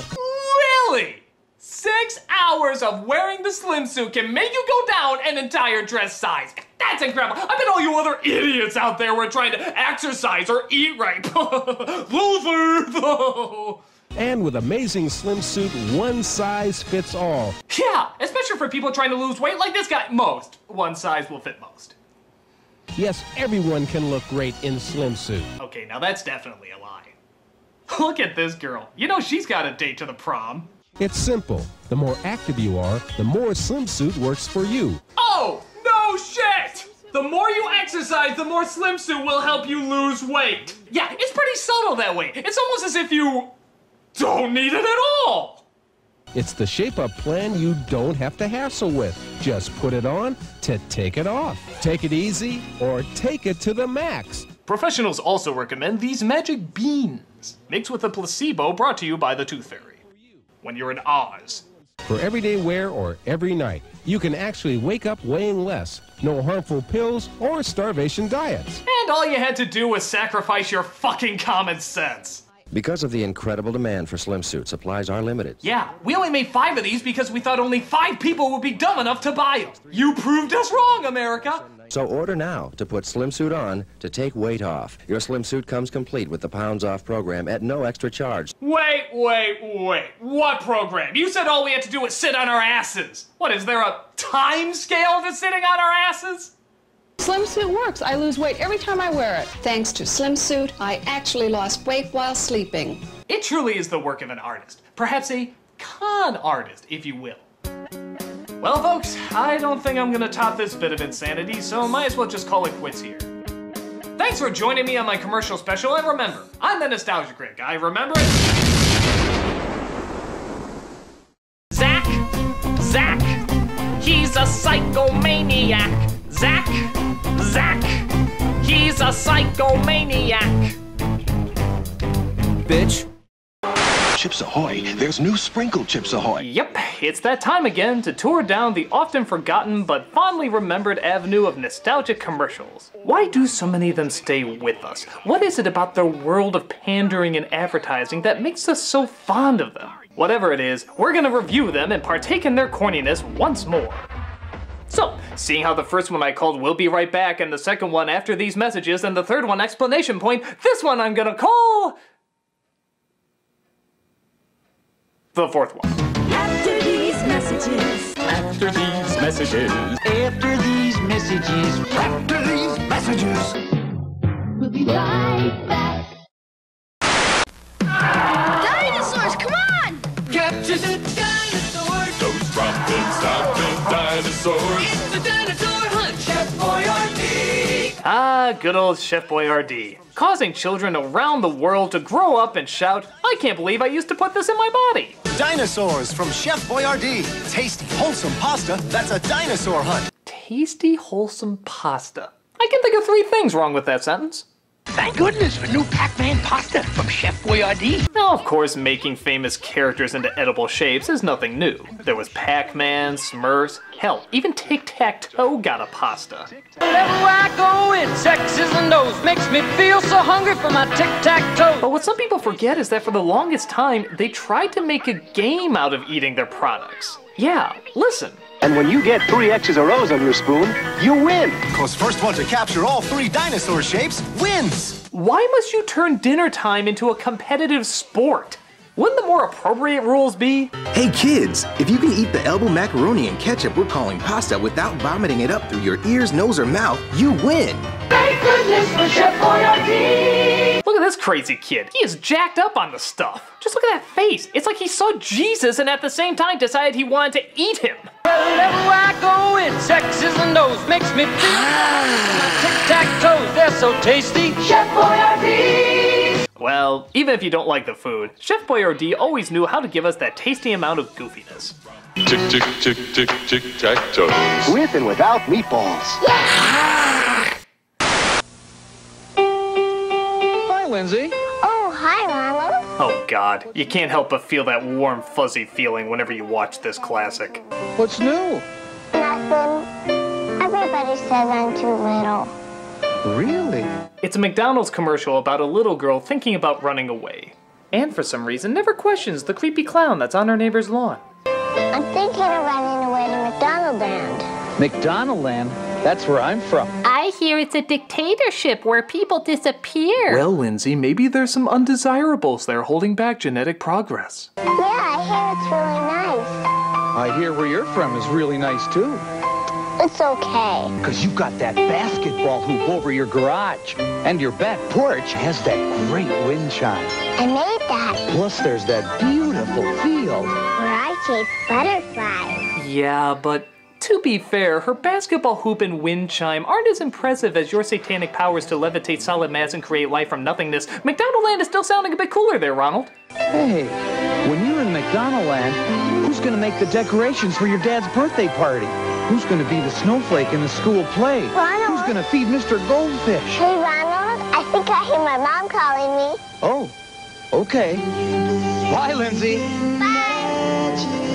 Yeah, it all seems sweet and cute until you realize this was a stranger danger commercial. Oh, come on, I can't be the first person to think that about Ronald McDonald. I mean, look at him in this commercial. He's good, but I think he's missing something. A friend. Yeah, if a strange man dressed like a clown lures you with magic tricks and, oh, I don't know, offers you McDonald's to go with him, chances are you should probably run for home. Or, as Sonic puts it, you get out of there. Just look at the way Ronald stares at her in this scene. But I think he's missing something. A friend. If someone went up to your kid and smiled like this, I'd pull her the fuck away from him. Oh well, as much as I make fun of them, I still love both these commercials around Christmas time. McDonald's wishes you a holiday season spent with the people who make you smile. Brought to you by a company set to sabotage your arteries for the rest of your life. Bye, Lindsay.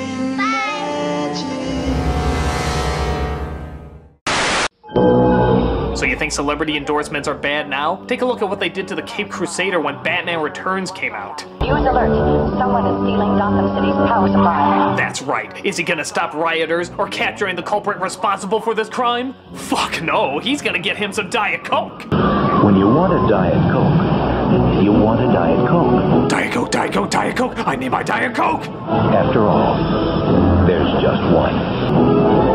I need my fucking Diet Coke! Goddamn traffic, get out of the way!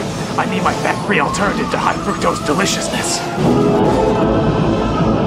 Sir, don't you think you're taking this a little too far? Fuck you, Mr. Belvedere! Diet Coke! After all, there's just one. But we discover it was Catwoman who was the culprit all along. Boy, slow week for her, isn't it? I mean, was this really her grand plan? Shut down the city so she could tease Batman's bizarre low-calorie soda fetish? No offense, Selena, but you could do better. Diet Coke. Just for the taste. No, that's the last reason anybody drinks it. The first reason is, well, now honestly, because Batman drinks it. He loves it so much, he would literally let the city die just to get the last one. That's probably the best endorsement you could give a product. So I guess it works. Diet Coke. Just for the taste. Diet Coke! I don't want to grow up. I'm a Toys R Us kid. Another classic collection of commercials we can't forget, along with that wonderful jingle that we can't forget. I don't want to grow up. I'm a Toys R Us kid. They got the best for so much less. You really flip your lid. They're charming commercials and all, but is it me, or does this sound like the national anthem for adults who never really did grow up? You know, those man children and women children who never wanted to do anything with their lives except play with their toys. I'm telling you, it's all because of this jingle. Don't believe me? The sequel commercial that came out years later proves it. I don't want to grow up. I'm a Toys R Us kid. They got a million toys. Look at that! They're in the exact same location! I don't want to grow up. I'm a Toys R Us kid. They got the best for so much less. You'll really flip your lid. It's like no time has passed. They never left their parents' place. This is their life. From bikes to trains to video games. It's the biggest toy store there is. In fact, the more I think about it, they're probably there even to this day. Reggie! Go away, Mom! Reggie, when are you gonna get a job? I told you, Mom, I'm a Toys R Us kid! You keep saying that, what does it mean? You couldn't possibly understand, Mom! I'm never gonna have any grandchildren. They just complicate the plan, Mom! The Toys R Us plan! I'm going to watch old home movies of you and see where I went wrong. Toys R Us kid, Mom! Toys R Us kid! The only other problem I ever had with these commercials is that half the toys were never at Toys R Us. You ever notice that? I don't know if it was a copyright thing or what, but half of these products they were advertising were never at the store. Like, imagine you were a Ninja Turtle nut, like I was. Look at these fucking things! Holy shit! I want the life-size dancing Ninja Turtles, please!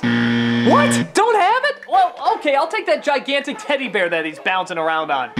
What? Well, how about that game where you bomb the battleship? Fuck you! Look through the store! There has to be a game where you can bomb a battleship!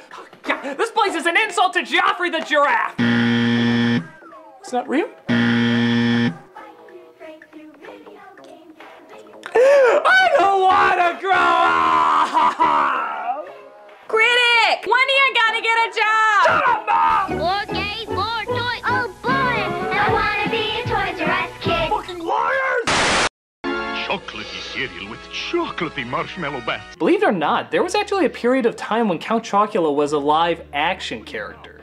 And would you like to see what he looks like? If you crave chocolate too, chocolate can satisfy the chocolate monster in you. What the hell is that? It's like a silly putty combo of the Nesquik Rabbit and Fat Weird Al Yankovic. And okay, that chin seriously needs to be censored. I swear, I'm looking at Forrest Whitaker's testicles right now, and that should not be under the mouth of any cereal mascot. Something happens to Mickey a day like chocolate. The chocolate monster in him comes out for a bite. I don't even know what the commercial's about. It's a monster that wakes up, but when he's fed Count Chocula, he turns back into a kid. Who cares? You can't take your eyes off that image of Robin Williams' face coming out of a Muppet's butt. If you crave chocolate... Yeah! Turn it away! Turn it away! Burn it with acid! Satisfies a chocolate monster in no time flat. The monstrously good part of a complete breakfast. Count Chocula can satisfy the chocolate monster in you. You stay the fuck away from my chocolate monster. You know, you're doing a great job. Oh yeah. I don't know how many people remember this one, but for a while, everybody was quoting it. It starts off with a woman working at her job when her boss obviously starts hitting on her. But you're not using all your assets. With a body like that, you can go places. Sexual harassment makes you feel like less of a person. Ask for the Stop Sexual Harassment booklet at your public library. Be a little more sexy. Hey, we're talking about your job here. No, we're talking about sexual harassment here, and I don't have to take it. Boom! my early 90s perm just schooled your ass! I don't know what it is, there's just something about how direct she is and how almost robotic she says it. No, we're talking about sexual harassment here. And I don't have to take it. The funny thing is, sometimes I wonder if this would still work if the roles were reversed. Like, if it was the woman hitting on the man. My guess in all honesty would be no. For one, kind of obviously this happens more to women than it does to men, but two, men just aren't smart enough to recognize when they're being hit on. We're kind of dumb that way. If a woman is not interested, that's the one we go for. But if a woman is interested, we're blindly naive to it for some reason. If a female boss is hitting on a male worker, he's not gonna catch on to it anytime soon. Dorothy has escaped the castle! Spread out! Find her! Find her! Except for you. You come here. Yes, my lady. It's been a long day, hasn't it, OEO henchman number 5? Yes, my lady. And you'd do anything for me, wouldn't you? Yes, my lady. Unless someone half your age were to kill you, in which case I would swear an allegiance to her blindly. Okay. What do you say I ride your broomstick for a while? What do you mean? Fill my pointy hat. Don't follow. Pop my ruby slipper. Totally lost. Jesus, do I have to spell it out for you? I want to have sex with you. Oh, still don't get it. I don't have any other words to say. Not one part of that sentence could be interpreted any other way. Oh, I think I see what you're saying. Good. You want me and henchwoman number 12 to hook up? Well, don't worry, my lady. I'm still working on it. Hello, henchwoman number 12. Still not into you, creep? She's so into me. Oh, forget it. You're fired. I'm gonna go hit on a flying monkey. I need a better union. Enjoyably awkward and quotable as hell, we're just talking about a damn funny commercial here. No, we're talking about sexual harassment here. And I don't have to take it. Sexual harassment violates you, and it violates the law. Hey, Kicks!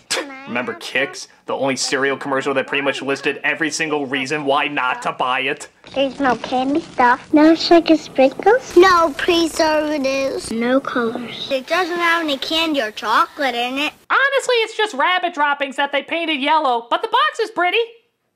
Actually, they went so far out of their way to prove how little is in it that there's actually a commercial that says there's no flavor in it. Listen.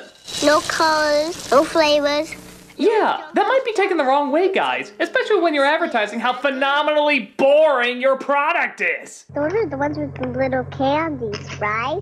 The funny thing is that Kix is the only cereal that tastes different literally with every single bite you take. It's like it gets worse and worse with every single nip. I'm not even joking. You could do a diagram on the natural progression of what every bite does to your taste buds.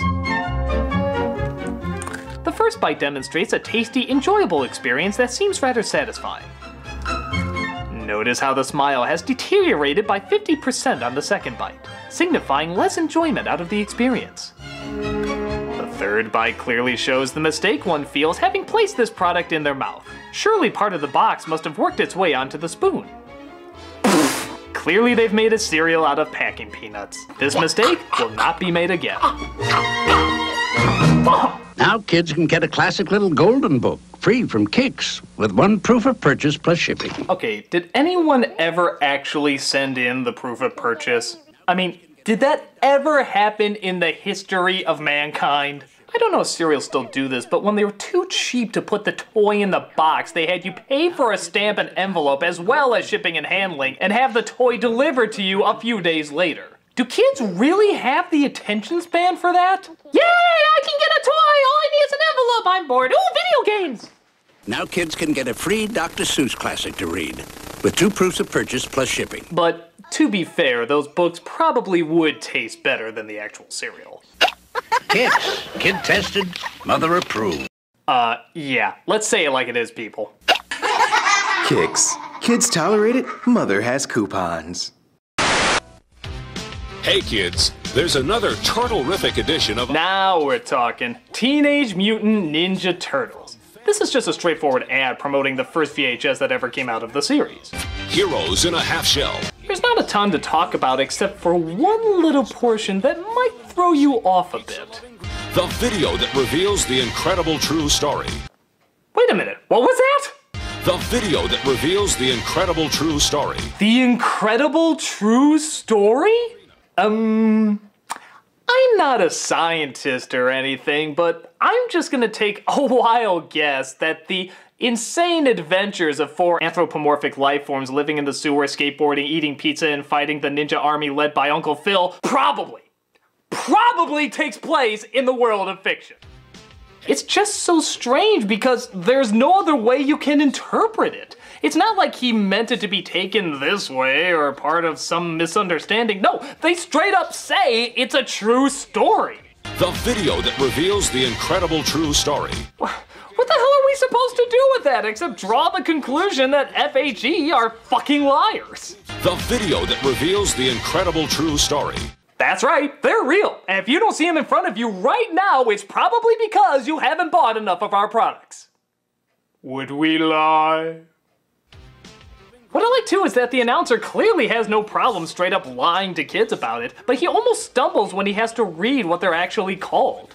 It's Teenage Mutant Ninja Turtles. As if halfway through he just realized how stupid this sounded, but tried to keep going anyway. Teenage Mutant... Oh god, what were you guys smoking? Ninja Turtles. Still a fun ad, just don't have FHE testify in court anytime soon. Rock, dudes! Now this next one's a classic for 2 reasons. Hello, my pretty! Oh, I see you're a man who likes donuts, eh? Yeah. Well, what do you say we find your creamy center? What do you mean? Do some hole punching. Don't follow. Let something rise up. Totally lost. What's wrong with you? I want weird, wobbly witch sex. Oh, I know what you're saying. You want me and the actress from Game of Thrones, the one that plays the albino dragon chick, to hook up. Well, don't worry, I got her on speed dial. Hey, it's you-know-who. You're violating the restraining order, asshole. She totally wants me. What am I missing here? You still around? Will you piss off? I'm trying to review some commercials. Commercials? Yeah, like this one.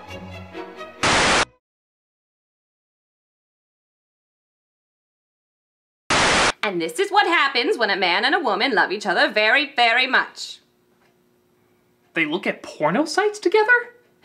You're fired! I don't even know you!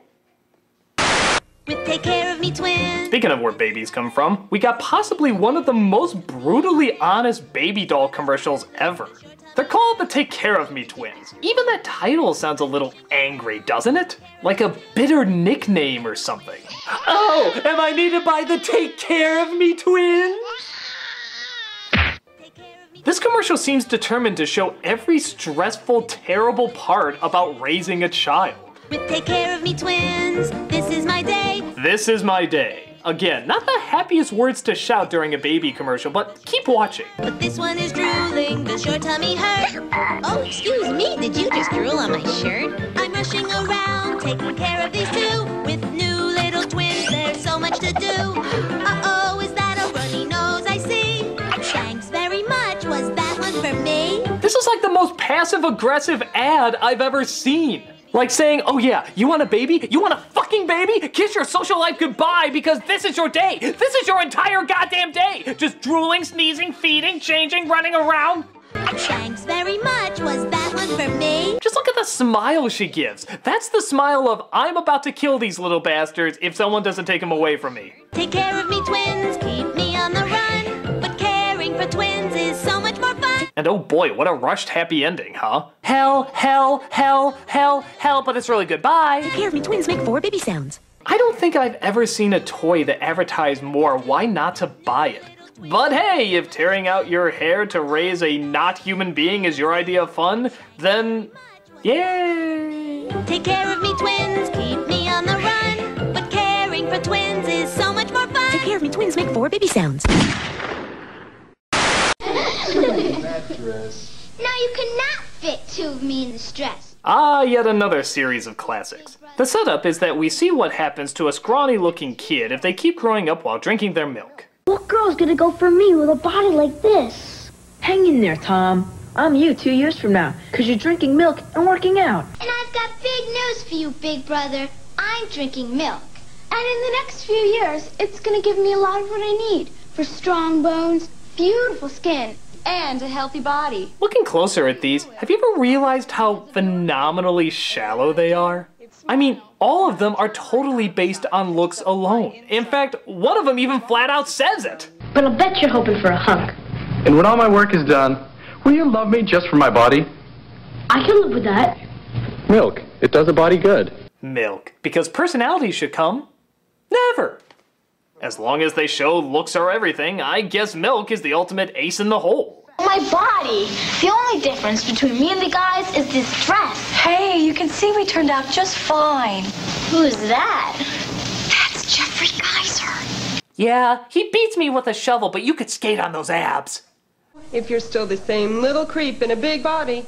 I won't even acknowledge you're my brother. The truth is, if we really could go into the future based on what these selfish little douchebags are like, they probably wouldn't like what they see. You may think I'm a shrimp now, big brother, but I'm drinking milk. Which means I'll grow long hair, beautiful skin, and become totally self-absorbed, meaning I won't need to think for myself. And instead marry a wealthy millionaire who only wants me for my body. And then I'll feel this emptiness inside that only the miracle of cocaine can cure. But that's not enough, so then I'll turn to heroin for an even greater high. And then I won't know what's real anymore, and I'll wonder where my life went wrong. And then I'll be so jacked up on highballs that I'll try to kill myself in my maid's closet. But then I'll discover rehab and realize it was all part of God's plan. But then I'll relapse and fall right down the slippery slope again. Oh, Jesus, brother, help me! And then I'll die cold and alone with my only friend, the glass of milk that started it all. Milk? What the fuck? Hey, this is my spot!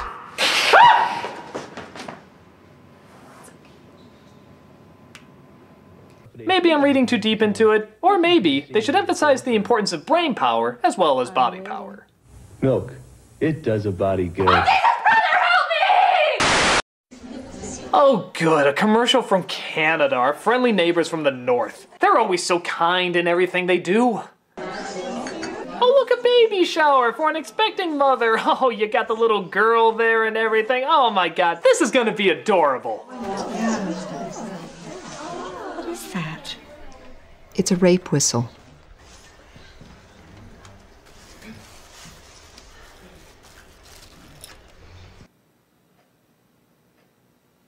What the fuck, Canada? I mean, talk about an uncomfortable blow to your nads. Is this how you do all your serious commercials? Start off with something innocent and lighthearted and then smash it down into cruel, cruel reality? I mean, it's like starting off an ad like this. You know, a hard day's work doesn't call for water out of the cooler. What do you got there? I got me a nice bottle of mountain water. Cool, refreshing, big on taste, but also big on satisfaction. What do you got there? I got pancreatic cancer.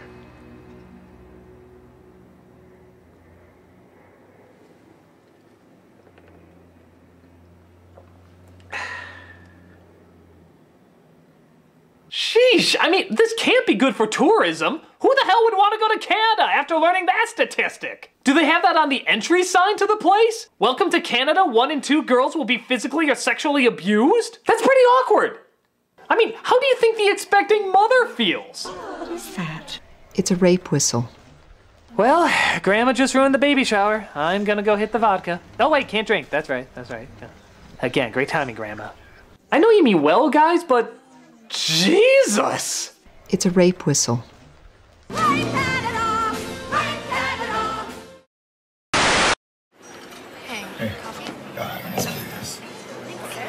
Everyone rise for the greatest commercial ever. I know it's current, but trust me when I say it is destined to become a nostalgic commercial classic. It starts off with a guy just going into a Denny's to get some pancakes. What follows is a moment of pure and absolute beauty. Red, white, and blue pancakes, huh? What do they taste like? America?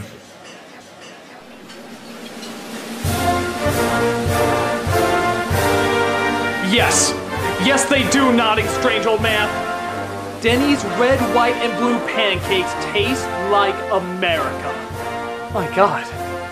Everything this country stands for. All the bloodshed, all the cries of freedom, all the wars, all the battles, all the patriotic treasures of the world! All found here in this humble, brilliant piece of brilliantness. You know, some people say they see America in the Lincoln Memorial. Fuck them! Some say they see it in the Constitution of the United States. Fuck them too! Some say they see it in our Purple Mountain's majesty, in the glimmering eye of the honest worker, or in our stars when they see that our flag is still there. Fucking pussy pansies! It's in the red, white, and blue pancakes from Denny's! I mean, just look at this man when he walks in. He is lost and unsure of himself. He is afraid to venture where he has never ventured before. Red, white, and blue pancakes, huh? What do they taste like? These pancakes! These simple red, white, and blue pancakes! Where will they lead him? What will this mean for his future? But then, you can see the old man thinking long and hard about it. Do I tell him? Do I let him in on the secret of this nation's greatest landmark? Yes, he is ready. America? America. And you can see on that young man's face that he has found salvation. Sold? He once was lost, but now has found Denny's red, white, and blue pancakes. Tell me, O kind, wise sir, what other words of wisdom you have to say about this great nation of ours? America? Yes, good. But what specifically about America makes it so special? America? Well, yes, that goes without saying, but could you possibly go into more detail? America? How many fingers am I holding up? America? What color is my hat? America? You can't say anything else, can you? America? And this young man and I have clearly been reading too deeply into your uncontrollable mental illness. America? Well, I still stand by this as the greatest commercial of all time. Why? America? Oh, fucking America! And who can top that? America? America? Okay, shut up! Well, thanks for watching my commercial special, everybody. I hope you enjoyed it, and... Hey, whatever did happen to that horny, wicked witch?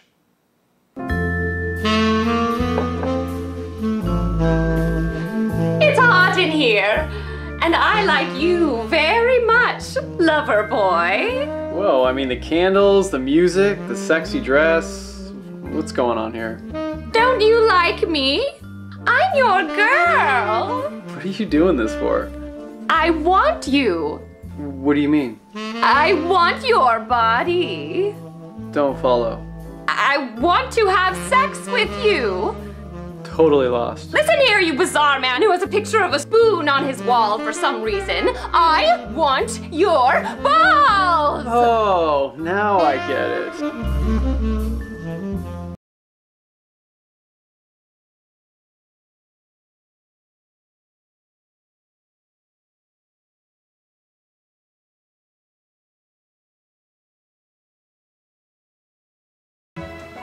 Hey, this is sexual harassment, and I don't need to take it. What just happened? There is nothing wrong with your computer. Do not attempt to adjust your monitor. We are controlling the video. If we wish to annoy you, we'll add obnoxious pop-up ads. If we wish to infuriate you, we will load the video even slower so that all you can see is the annoying circle. If we wish to confuse you, we will satirize a show that was popular in the 60s, but you'll still kinda get because you saw it on that Simpsons Halloween special. For the next half hour, sit quietly, and we will control all that you see and hear. You are about to experience the awe and mystery of nostalgic commercials. I guarantee it's the craziest trap you'll ever see. They're back, and they're ready to sell you their shit. Nostalgic Saturday morning commercials are practically a lost art, in that there's no more Saturday morning cartoons to play them with. Thanks, non-stop kidsploitation media! But nevertheless, there was still a strange, otherworldly feel to the ads of the 80s and 90s, and even some more recent ones too. So today, we're gonna take a look at their bright, colorful, sugar-coated, brain cell-killing awesomeness in all its glory. Because commercials are reviewable too. What makes them memorable, what makes them laughable, and what makes them memorably laughable. So, seeing how I called the first one after these messages, the second one will be right back, the third one exclamation point, and the fourth one, this one I'm calling... The Quickening. After these messages. After these messages. After these messages. After these messages. We'll be right back. Hey now kids, come get around. Yeah, you all know this one. Go ahead and sing along. Skip it, do run, do jump, do hop, hop. Skip it, skipping and a screaming and a bop, bop. This is the classic ad for a toy that was pretty much just jump rope for a disposable income. But the very best thing of all, there's a counter on this ball. Wow, that is the best thing of all. Remember when you had to count? Remember the fucking terrible days when you actually had to count? Not only do I get to stay in just one place for hours, but I get to not think of numbers while doing it. This thing's the new iPhone 6. As much as I love this ad, have you ever known anyone that was good at it? I mean, fucking anyone? I sure didn't. Nobody I knew could ever get the hang of this damn thing. If they really wanted to get it right, they would have advertised it like this. Hey kids, see the new toy in town. To get you more acquainted with the ground, it's Trip It, smashing faces into asphalts. Trip it, sue the toy brand, it's their fault. Cause the very best thing of all, the phone number's on the ball. Maybe you can take those bastards to court, sue the little fuckers down to their shorts. Trip it. It's a lawsuit waiting to happen. Well, it's still a catchy song that won't be leaving anytime soon.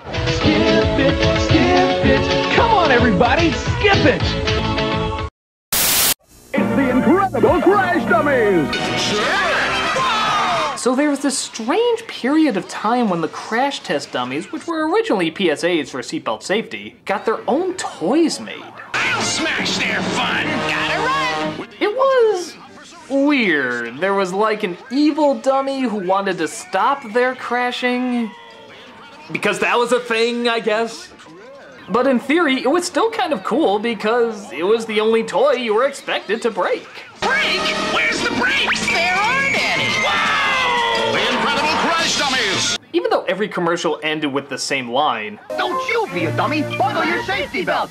isn't it a little ironic that you're learning about car safety by being encouraged to crash a car? This is actually kind of sick. Yeah, maybe that one went through the windshield, or that one's fucking bleeding to death. Innocent fun! Maybe I'm reading too deep into it. I mean, after all, it's not like there was a torture chair to live out your sadistic fantasies. With a crash and bash chair! What the Christacles? These guys really... Holy shit! Nice body slam! What does any of this have to do with car safety? Hey dummy, give me a break! Wheel! Okay, there's playful violence, and then there's Saw. This is Saw Waters that you're in. These guys really take a beating. Whatever fucked up part of our brains like this, it was a hit for a while. Even if we should probably be concerned why. Don't you be a dummy! Buckle your safety belt! Or I'll kill you. 3, 2, 1. Hey there, sports dude. Yeah. I'm the melting ass animatronics from Ninja Turtles 3. Basketball, slam dunk and dunk. God, how did they go from Jim Henson puppetry to a dead-eyed corpse with fishing line pulled lips like Mr. Ed? In football, TD Toss and Leo's making sure the foot aren't having a ball. Actually, the funny thing is, you can tell this is when they were running out of ideas for stuff to put the Ninja Turtles on. In the early 90s, they were literally on everything. No, I mean fucking everything. Light and lively, six-pack, low-fat yogurt. Excellent. So it's pretty obvious this is when we were getting to the point where they had very few options left. Friends, are you in the market for a new car? Mike's Cowabunga Surf Buggy! Welcome back to the International Turtle Game. There I was, on safari in deepest Africa. Yeehaw, dudes! I just love the Old West. It's kind of like saying, remember when Batman took a baseball? Or Wonder Woman took a bowling? Okay, those were actually real things, but it still feels wrong. It's Crazy Clown and Mike! Chief Leo, leader of the Turtle Tribe, Bandito Bustin' Mike. It's Raph the Magnificent. Hey, the rabbit pops up! But wait, there's more. There's Ninja Turtles Accounting. Ninja Turtle Toll Booth Operator. And last but not least, pregnant Ninja Turtles. Like Prager's Bunga! Things weren't going too well, okay? We swear, it's all part of the original source material. Practically nothing has changed. It's not just an attempt to have you buy it as a gift or something. Audacious birthday turtles, just what I've always wanted. Teenage Mutant Ninja Turtles! Teenage Mutant Ninja Turtles! Enjoy our fumes. All yours for no money down, no installments, you just pay for it! Teenage Mutant Ninja Turtles! We're out of ideas. Oh my god, this may be the greatest bumper for anything ever. Okay, so you're about to watch something on HBO. What do you usually see before it starts? Fucking riveting. You wanna see what they had back in the 80s? What whimsical whimsy of wonderment is this?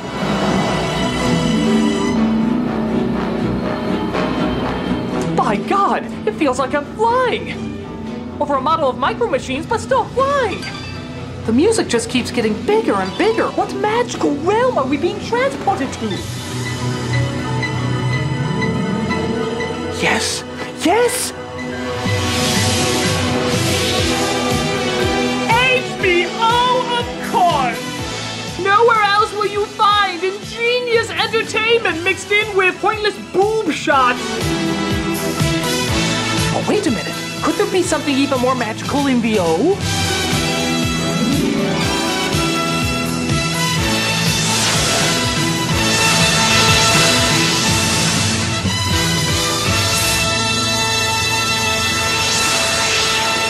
Fucking amazing. I mean, fucking amazing. What would you rather watch before seeing anything? This?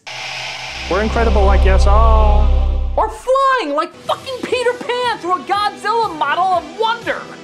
HBO, you gotta bring this back. I don't care if you have to throw in Tyrion Lannister or something, just for God's sakes, bring this back.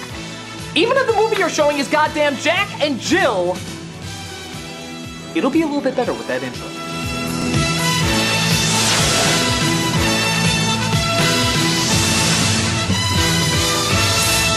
Yeah.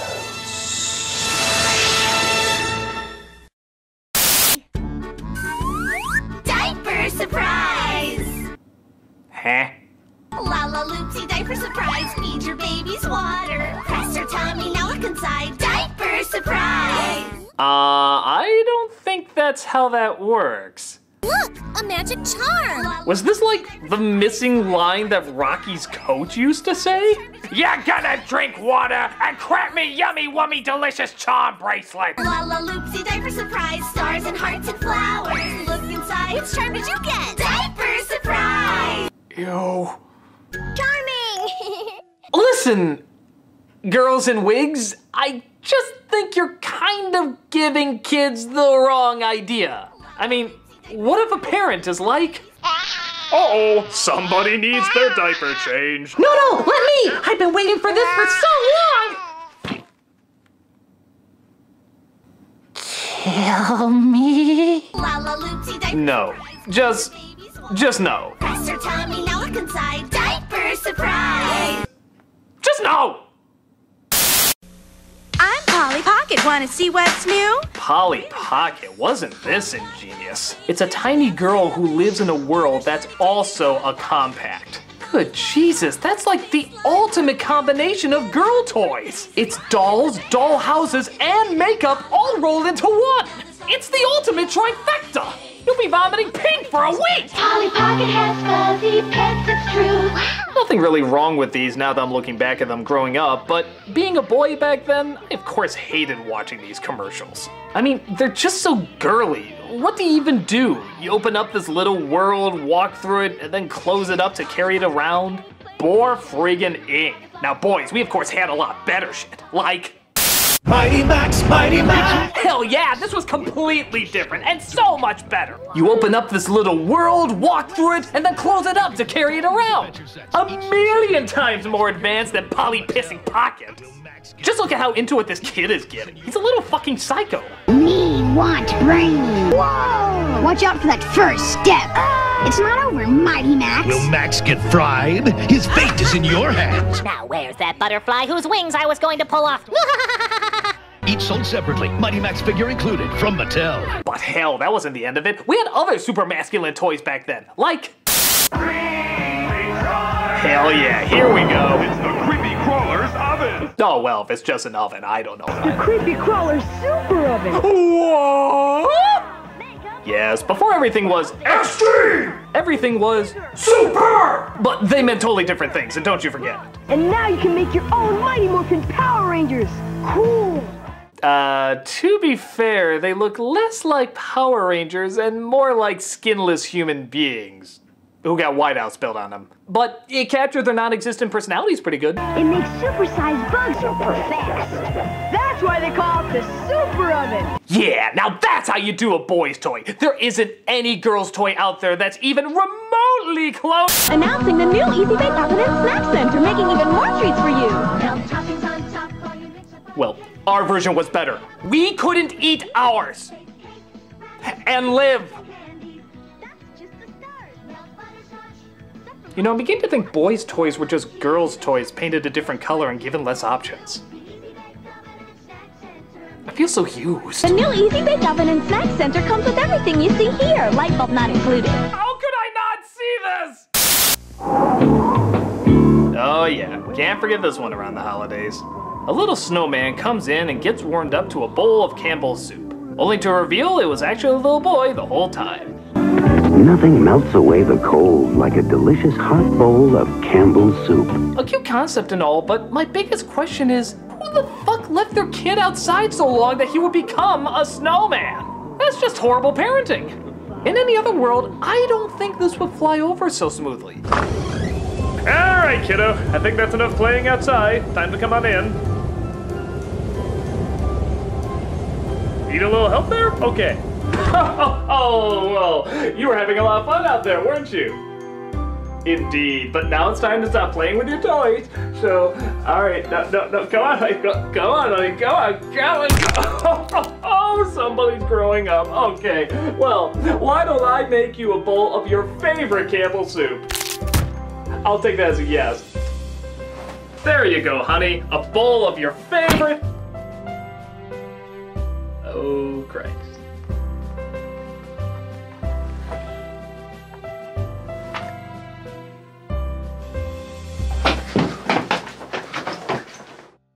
Well, it's still classic in many people's eyes, and I think it's still gonna be for quite a while longer. Just don't try at home. Let it snow, let it snow. Campbell. Those are good and all, but every once in a while you come across a commercial that's so ridiculous and so stupid you swear they're not even trying. Like this one.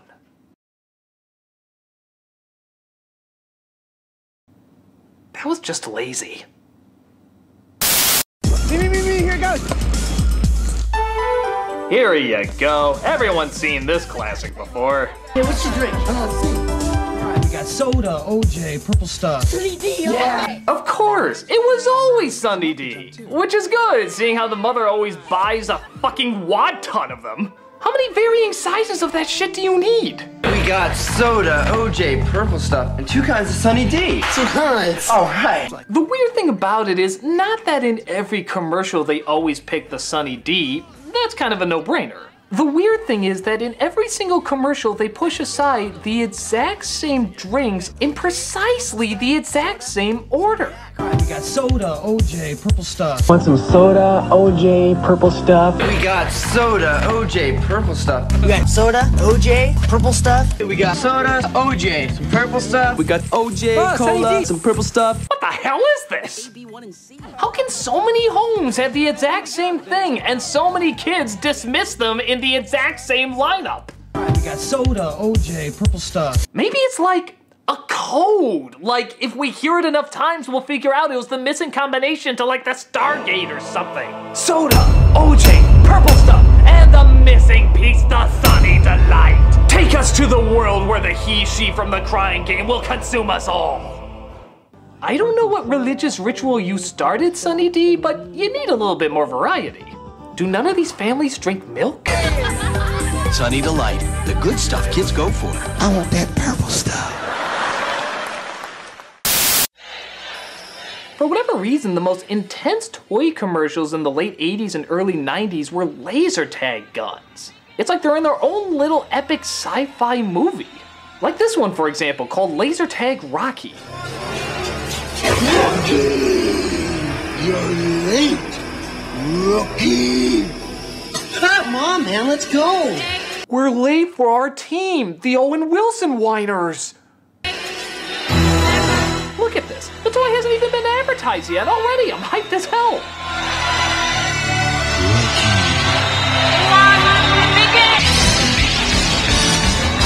Jesus Christ! Where the hell was this laser tag being played?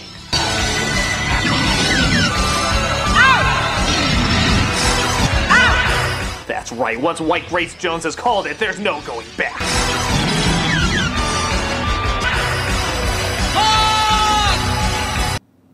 What the hell was that? I just got that joke you told me 10 minutes ago! Ha! So, ha! And rookie are the last ones left. This is far too epic. Slow-mo that bitch so we can enjoy it as long as possible. Laser tag. It's hotter than ever. By God, that was incredible! It had action, it had suspense, it had ha! And rookie! Laser Tag Rocky was literally Laser Tag Rocky. Who can compare with that? Actually, believe it or not, this one possibly could. This was an ad for Laser Pro 9000. It was a typical summer day. 3 kids in search of fun. And of course, by kids, we naturally mean 30-year-olds going through some quarter-life crisis. You looking for something? A Coke! Wait a minute, so there's 2 commercials going on here? There's actually a product placement in the product placement. You looking for something? A Coke! And the rest of the commercial isn't tied to Coke in any way. It's not like Coke presents Laser Pro 9000. It's just kind of a strange, out-of-nowhere bit of name-dropping. Which is ironic, seeing how they didn't exactly say the name very well. A Coke! A Coke! A Coke! I always talk like I'm on a trampoline! You got the muscle. Now I do! Go! We will fight for our 6-pack of artificial flavors and freedom! So, I'm not gonna lie, I'm just assuming this future takes place in the same one that Crossfire does. A future focused on the revolution of a plastic-triggered uprising. It's gonna change the world. Look out! Monkeys, jukeboxes, black and white tile diners! Too epic! The high-tech sports game of the 90s, Laser Pro 9000. Yeah, they made no sense, but for whatever reason, these laser tag commercials were fucking awesome. Laser Pro 9000, each sold separately from Galoob. We're not a sound effect, we're a company. Mom? Gotta ask you something real personal. Do you douche? What? Do you douche? I'm sorry, I know that's unbelievably immature, but this is coming from a time period when women's commercials didn't talk about women's things. They always use kind of this code word known as fresh. Do you ever feel, not so fresh? Sometimes I just don't feel fresh. My best friend told me it's a real fresh feeling. Fresh is a gentle breeze. It's natural to want to feel fresh. But then, every once in a while, you just get a commercial that jumps straight to the point. Like, why douche? You can't buy any douche more effective. No more vinegar and water douches for me. But when it comes to the douche they use most... Sure, that's why I douche. I'm sorry, go to the next one. I'm too childish to handle this. Summer's Eve, the most convenient disposable douche you can buy. Hey, remember those commercials you swear were from the 70s but were embarrassed to find out they were made in your decade? Mentos was a candy that seemed to solve every stupid problem with an even stupider answer. But because the jackass had Mentos in his hand, that apparently made everything okay. Nothing gets to you, staying fresh, staying cool, with Mentos fresh and full of life. I suppose it works, seeing how everyone remembers these ads, but I just never got how Mentos was the world peace of any situation. Fresh goes better, Mentos fresh is. Fresh goes better with Mentos fresh and full of life. Mentos. Mentos? Fuck me, everything's great! Why is this the answer to all of life's problems?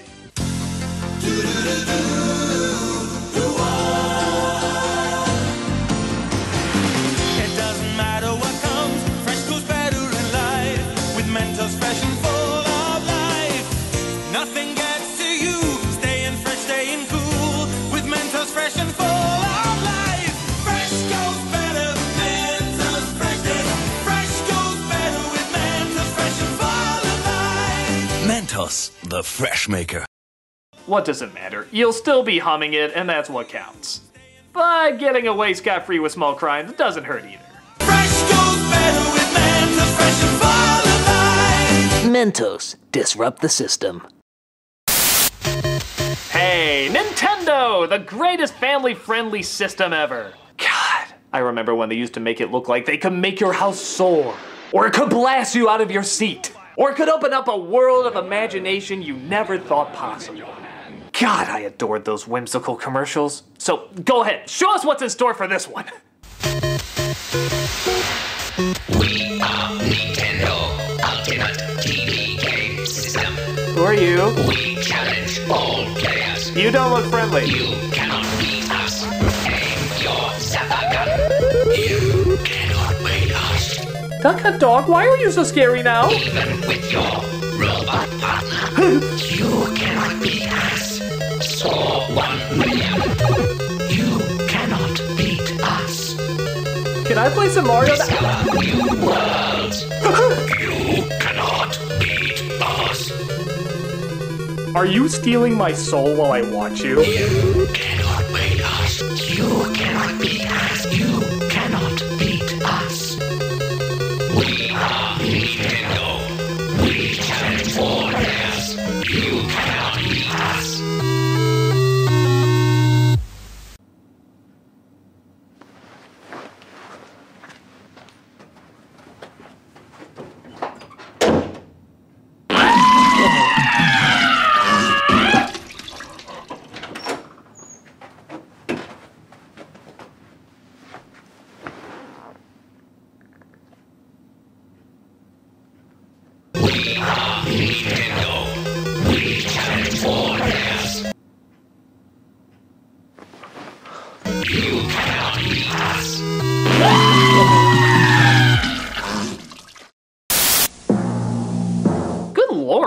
On this dictatorship dystopia kick for a while, weren't we? What's this one selling? There are places where imagination is an outlaw, where freedom is feared, where cookie boredom rules. Cookie boredom? No! No, I will not give in to cookie boredom! I will resist you at all costs! Fuck you! And there are those who fight back. What? There's someone who is brave enough to stand up to cookie boredom? Don't you know what you're risking? Cookie Hitler watches everything! Yes, they even had cookies back then, and as someone who tried a box of them once, and am still seeing the doctor about it even to this day, you can imagine they weren't very good. But like I said before, we were so obsessed with Ninja Turtles that literally all we needed was that first note of the theme song in order to get us hooked. It was pathetic, but literally every kid watching this said, this looks pretty stupid and lame. Take my money, you play that one note, we buy the stuff, we know how it works. Nevertheless, I think everybody has to admit, this is still a great commercial for fighting off cookie boredom. Do it before it's too late. Never give in to Cookie Hitler! Star Wars. Speaking of a franchise that was needlessly everywhere. Whoa! TIE fighters! Fireballs! Coming right at me! Watch the laser towers! Aim for the tops! Pick in the cannon! Oh my god, guy, calm down! Pac-Man had more threatening graphics than this. It's Ray! It's Ray! My shields are gone!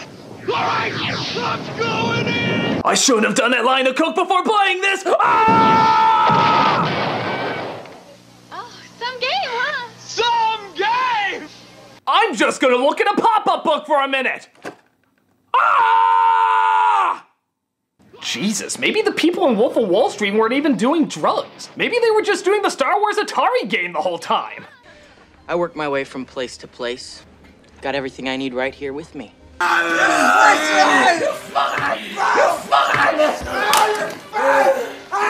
Star Wars, it's that good? Oh, some game, huh? Some game! More big adventures of Honeycomb Kid. Ah, Honeycomb. The only successful cereal that clearly had no idea how to market itself. Program year 3000. Right. Planet Xenon. Check. We're gonna go search for an identity! I'm thinking Indiana Jones, Star Wars, Battletoads, and I guess a little Star Wars again. The other guy really seemed to like it. Uh-oh. Be cool, kids. Remember what I taught you. Open your mouth. Close your eyes. Whoa, wait a minute! Kids commercial, guys, kids commercial! Open your mouth. Close your eyes. And let Pedophilia Jones do the rest of the work. Can't beat the big taste of honeycomb cereal. Well, it does wash out the big taste of something else. Big adventure in every bite. Especially when the lights are off. And it's probably best if you don't bite. A message from Concerned Children's Advertisers. Oh, thank God, another Canadian commercial. They'll calm us down from all this open your mouth and close your eyes controversy. Why do you think your mommy or daddy are always telling you, don't put that in your mouth? God damn it, Canada. Don't you put it in your mouth. Don't you put it in your mouth. Don't you stuff it in your face. Don't stuff it in your face. Though it might look good to eat. Though it might look good to eat. And it might look good to taste. And it might look good to taste. You could get sick. Ick. Real quick. Ick. Really? You were looking for a word to rhyme with sick and that's the best one you could come up with in this scenario? Don't you put it in your mouth. Till you ask some... God, do they have to look so possessed while singing it too? It just doesn't add to the overall feel of the experience. If you don't know just what it is, don't put it in your mouth. Yeah. Just play it, y'all know it's coming. It's a rape whistle. Canada! Canada. I make fun of you with this because you have nothing else to make fun of. Don't put it in your mouth. Yeah. Always ask someone you love before you put anything in your mouth. Except if that something in your mouth is the person that you love. Thank you for watching my commercial special. Tune in next time where I hope to lose even more of you. I'm the Nostalgia Critic, and remember... Don't you put it in your mouth. Don't you put it in your mouth. Don't you stuff it in your face. Don't stuff it in your face. Sometimes I just don't feel fresh. Hello, I'm the Nostalgia Critic, you know the rest. If you're like me, you're excited that we get to review commercials again. The Keebler House. Oh, the nostalgia. Oh, the memories. Oh, the mass marketing manipulation. You can't wait for them? Neither can I. Seeing how we called the other episodes after these messages, we'll be right back. Explanation point, the fourth one, and the quickening. This one I'm entitling... Let's just get to it. Commercials! After these messages. After these messages. After these messages. After these messages. We'll be right back. Hey kids, remember when Chuck E. Cheese made Showbiz Pizza disappear? Under mysterious circumstances. Well, this is how they used to advertise on TV. The most advanced video game you can play is awaiting your discovery at Showbiz Pizza Place. Actually, maybe the reason they ran out of business is because they put fog machines on top of their video games for some reason. Come on, I can't see the princess cleavage! It also doesn't help that each game was given one giant dark room to itself. It's about as cost-effective as Willy Wonka shrinking down his giant chocolate bars. But who gives a shit? He's playing Dragon's Lair, the most gorgeous robbery of your money ever. We We lost so many quarters to this thing because we had to keep reminding ourselves we weren't watching a movie. Oh, I hope Dirk's reunited with his Russian mouse family. I mean, damn it, I'm playing a game!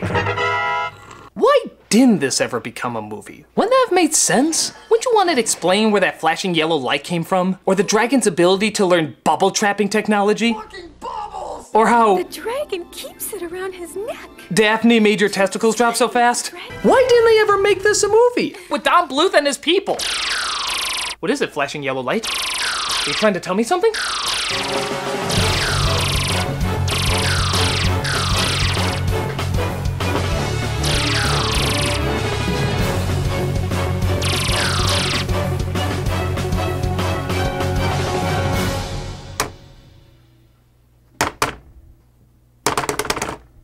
Why was I following a yellow light?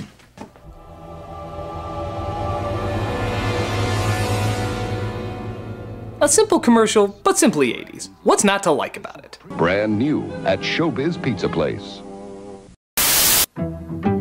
You can have lots of high-tech fun with Tiger's Talkboy tape recorder. Ah, the only good thing to come out of Home Alone 2, outside of an even gayer Tim Curry. Have a lovely day.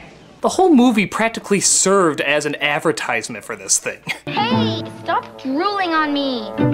Hey, stop drooling on me. Yeah, that's what a voice app used to look like, kids. In fact, that's practically what cell phones used to look like too. The commercial just shows a boy playing pranks on his sister. That's cute and all, but you gotta question a little bit of the plausibility. Like the voice speed control. Hi kids, we're home early. Hi kids, we're home early. What creepy ass parent sounds like that? Is there a kid and some friends out there who really has a father who's like...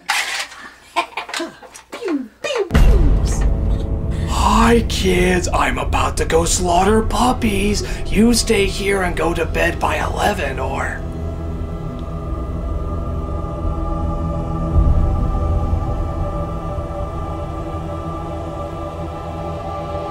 I'll eat your heart.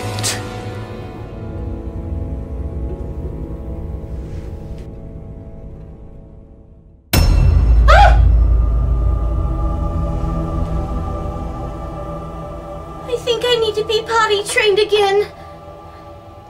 Dated technology today, but kinda cool back then. With a funny, if not disturbing ad to go along with it. Tiger's Talkboy tape recorder comes with audio cassette. As recommended by Peter McAllister. The father. Zestfully clean. Jesus Christ, lady, who bathes like that? Zestfully clean. Clean my ass, you're making a bigger mess than a dog who just walked through a thunderstorm. Zestfully clean. Look at this asshole. Was he on a trampoline? I'm only 2 feet tall, don't judge me. You're not fully clean unless you're zestfully clean. Do I look clean to you? Surprise. Ah! Witchcraft! I'm not fully clean unless I'm zestfully clean. Zest turns a relatively relaxing part of your day into a seizure-inducing physical strain that'll cause you more spasms than a sponge in an electric chair. Zestfully, zestfully, zestfully clean. Look at this dude. He just wants to take a nice, quick, relaxing shower. What the hell does he get? Please hold on to the bar. Holy shit, what is happening? Zestfully clean. I knew I shouldn't have taken crystal meth in the morning. You're not fully clean unless you're zestfully clean. Speaking of people clearly on drugs. Zestfully clean. You're not fully clean unless you're zestfully clean. My hero's a bar of soap. I need counseling. I don't know why they have to make getting clean look like an orgasmic water park, but I guess it worked because they're still talking about it today. Pretty silly, but it's a campy kind of silly. Kind of hard not to still get a giggle at. You're not fully clean unless you're zestfully clean. Lady, what is wrong with you?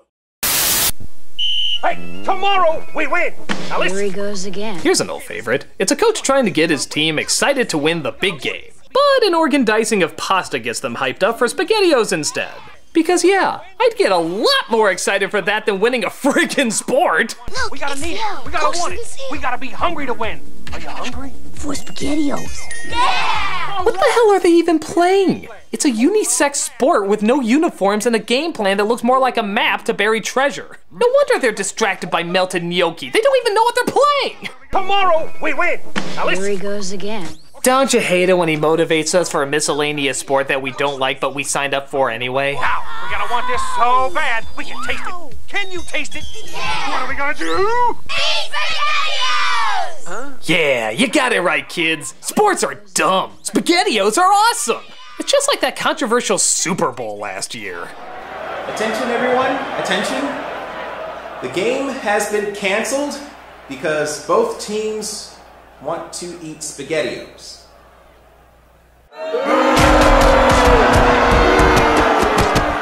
A weird ad for a gross product, but one that'll still stay fresh in our memories. It's gotta be, SpaghettiOs. Now there's a new Barbie I can sleep with. Well, that was just said. Snuggle tonight, bedtime Barbie. I'll hold you tight, bedtime Barbie. Your whole body's soft. Okay, I'm just gonna let you figure things out, little girl. There's no rush, just... You might want to check out some of these cartoons. Close your eyes, sleepy head. Night, night, snuggle tonight. Okay, you just kissed her nipple. I'm okay with being curious, but sleeping in pink potato sacks is not consent. I'll hold you tight, bedtime Barbie. Oh look, she sleeps the same way zestfully clean people bathe. Though I guess you'd want to move around too if you slept in a nightgown that even the Duggars would call too conservative. Let's get ready for bed. I'll hold you tight, bedtime Barbie. Bedtime Barbie doll has a soft body. Okay, I don't want to enforce any gender stereotypes or anything like that, but what if this was a boys commercial? Like, the exact same lines and everything, just you switched out the genders to male. Would we really look at this the exact same way? Now there's a new Barbie I can sleep with. Yeah. Snuggle tonight, bedtime Barbie. I'll hold you tight, bedtime Barbie. Her whole body's soft. Let's get ready for bed. Snuggle tonight, bedtime Barbie. I'll hold you tight, bedtime Barbie. Bedtime Barbie doll has a soft body. Now with an adult version for Dad. Okay, that part I added on, but you get the idea. What can one say but, naivete, thy name is Bedtime Barbie. I'll hold you tight, bedtime Barbie. Bedtime Barbie doll has a soft body. Want to come to my place and learn our new song? Oh, of course. McDonald's is one of the kings of children's marketing, using the only clown who's a surprisingly slower killer than Pennywise. It's all about hot food, cool food, happy food, fun food, big food. Small bones, purple and striped bones. These ads always had brilliant slogans and catchphrases that would change up every year or two. But sometimes they were said so fast that you'd swear they sound a little bit like something else. Like, listen to this and tell me if one of these words sounds just the tiniest bit like something else. You know the one. McDonald's, for food, folks, and fun. What? We're on our way to McDonald's, for food, folks, and fun. Did they just add orgies to the dollar menu? It's food, folks, and fun. Is the secret sauce lubricant now? For food, folks, and Stop saying that! We're looking for food, folks, and fun. I'm very uncomfortable right now. You were that clown in Eyes Wide Shut, weren't you? Is nobody hearing this? Don't touch those kids! This might be how they did McDonald's at Caligula's home, but not on Saturday mornings. This is way too unsettling. I gotta find something more pure and innocent. Hi, I'm Jared the Subway Guy. Not that. Cosby here. Not that. Pudding Pops. Candy. Ah, here we go. Weight. I'm losing weight deliciously with the aid of AIDS. AIDS helps put me in control. AIDS may taste like a candy, but AIDS contains one of the most effective appetite suppressants you can buy. AIDS helped me lose the weight and has nothing in it that could make me nervous. I think a lot of people would disagree with you on that. Question: why take diet pills when you can enjoy AIDS? I can safely say there are some reasons. AIDS helps you curb your appetite. You eat less because you want less, so you lose weight naturally. Among a few other side effects. AIDS helps you stay the way you want to be. Why not try AIDS? Okay, dude, this came out in the mid-'80s. Were none of you reading a paper? So why don't you let AIDS help you lose weight? Let the AIDS plan teach you how to take off weight and help keep it off. Try peanut butter AIDS. Peanut butter AIDS. Excuse me, you're ignorance has caused me to retreat into the uncomfortable corner.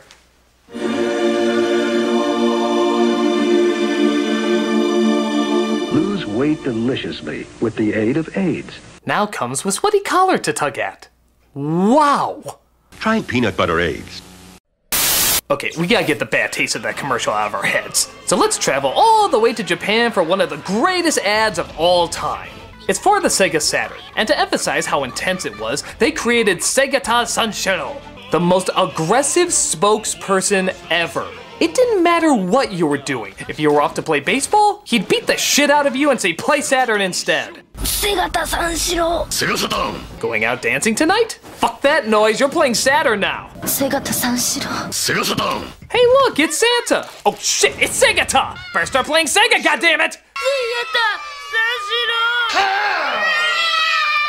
When he wasn't pounding the console into you, both figuratively and literally, he was winning soccer games, beating skaters with no skates, killing zombies, falling in love, and training to his kick-ass theme song.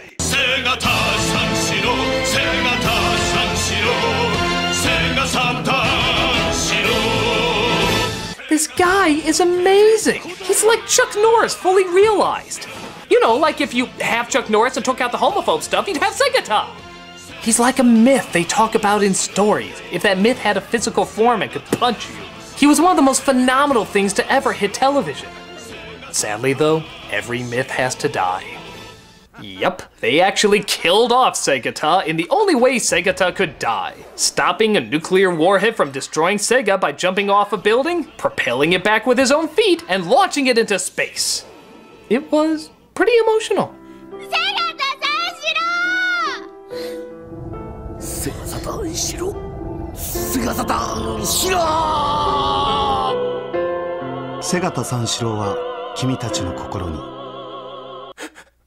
We will never forget you, Segata. We'll ironically forget the Sega Saturn is not around anymore, but you will always live on! He's one of the most awesome series of commercials ever, and I proudly support a beating of me if it means seeing more of his incredibleness.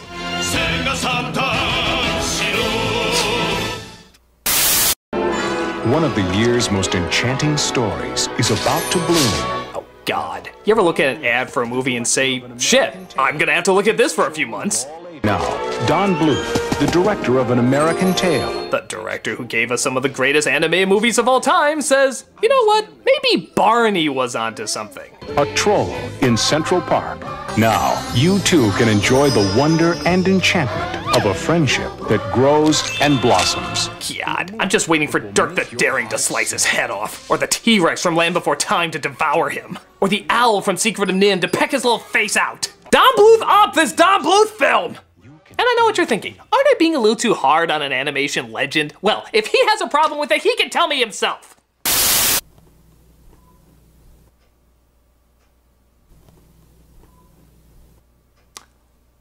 Don Bluth? Oh my God, I am the biggest fan ever! Oh my God, Don Bluth, look at me right now! Oh my God, Secret of Nim is one of my favorite all-time movies. Holy shit, American Tail, when he's just like, I'll never find my parents, but they're right there! Look to the fucking left! Land Before Time, oh my God! Before George Lucas was a swear word, that was like the most unbelievable thing. He like, I want a kick-ass movie about dinosaurs! You are amazing! And what are you doing right now? Just waiting. I want to see what you're gonna do. What? Oh, I see. Because I made fun of some of your work in the past, you're giving me the silent treatment, huh? Okay, alright. I'm not gonna be intimidated by a film giant like you. You're gonna give me the silent treatment? I can give you the exact same thing back.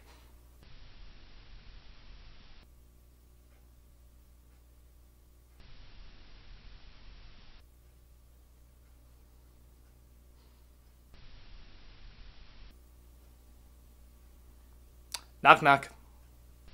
Oh, come on, it's the law. You have to say who's there.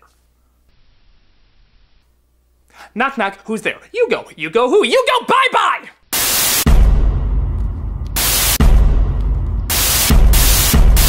How the hell are you doing that? Ah! One of these buttons has to work! What's this one do?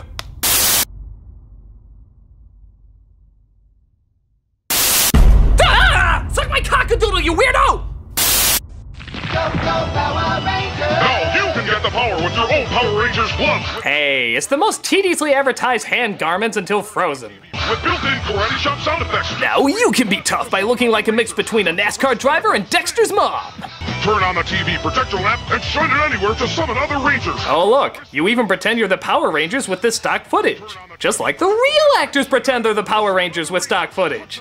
Actually, the funniest thing about this commercial isn't even the gloves. It's the alarm you're supposed to put outside your door. Get the Power Ranger Room Defender, a motion detector that scares off the bad guys. Stand back. This room is protected by the Mighty Morphin Power Rangers. Oh yeah, if you got bullies at your school, that's sure to scare them away. Look at that, he hears the sound and he immediately goes into a seizure. I think most of us know what would really happen in this situation. Stand back. This room is protected by the Mighty Morphin Power Rangers. Give me all your money! Hey, as long as they don't play Let It Go, I'm totally okay with these things existing. Saban's Mighty Morphin Power Rangers gloves, TV projector lamp, and room defender sold separately from Happiness Express. Give me all your money! Lex Luthor has Superman trapped. Now you'll tell me why Superman peanut butter tastes so great. Slow day for evil, Alex. Never. So fresh roasted, so creamy, so yummy. Then its secret will be mine, all mine. I needed to make my ultimate weapon, peanut butter aids. The kids save Superman and supposedly put Luthor away in jail, but I don't know. Is it me or does this look more like Rapunzel's tower? Why do they lock him up in the same place Bowser holds Princess Peach? Also, Superman was ready to die to keep the recipe of his peanut butter safe? That's some pretty jacked up priorities there.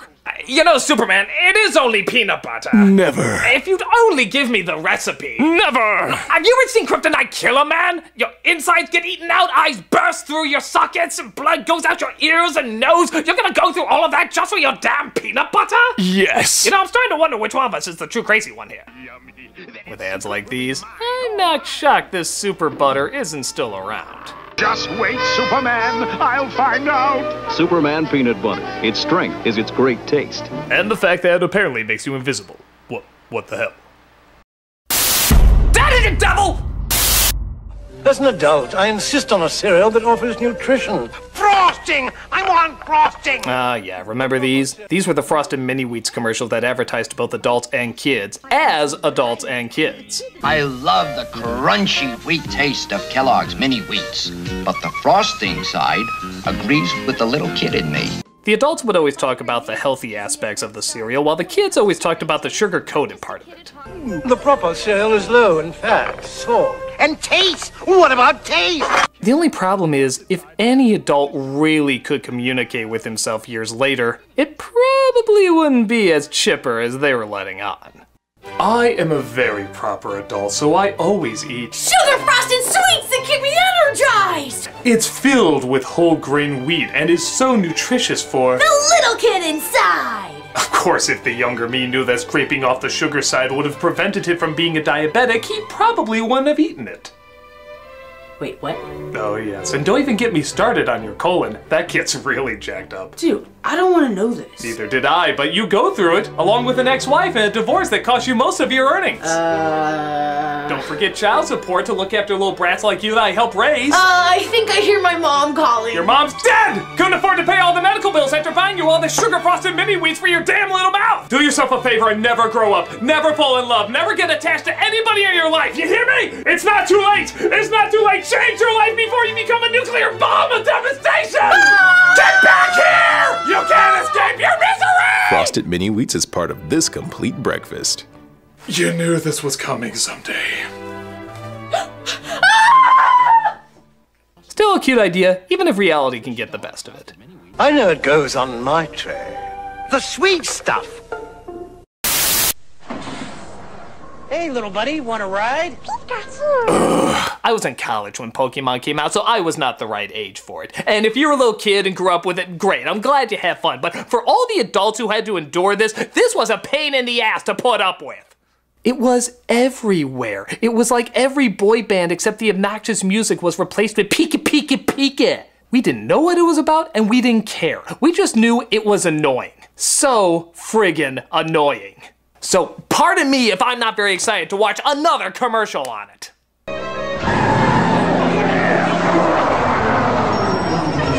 I'll be right back. Wait, what's he doing?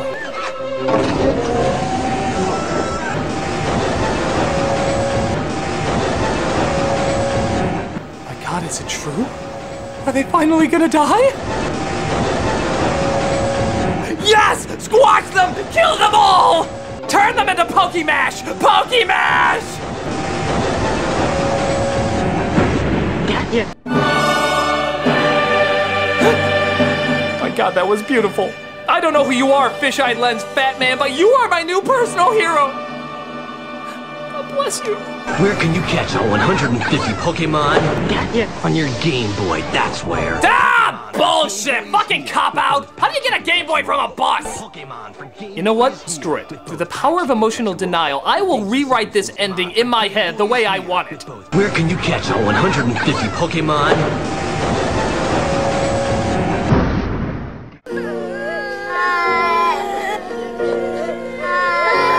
Oh, happy thoughts.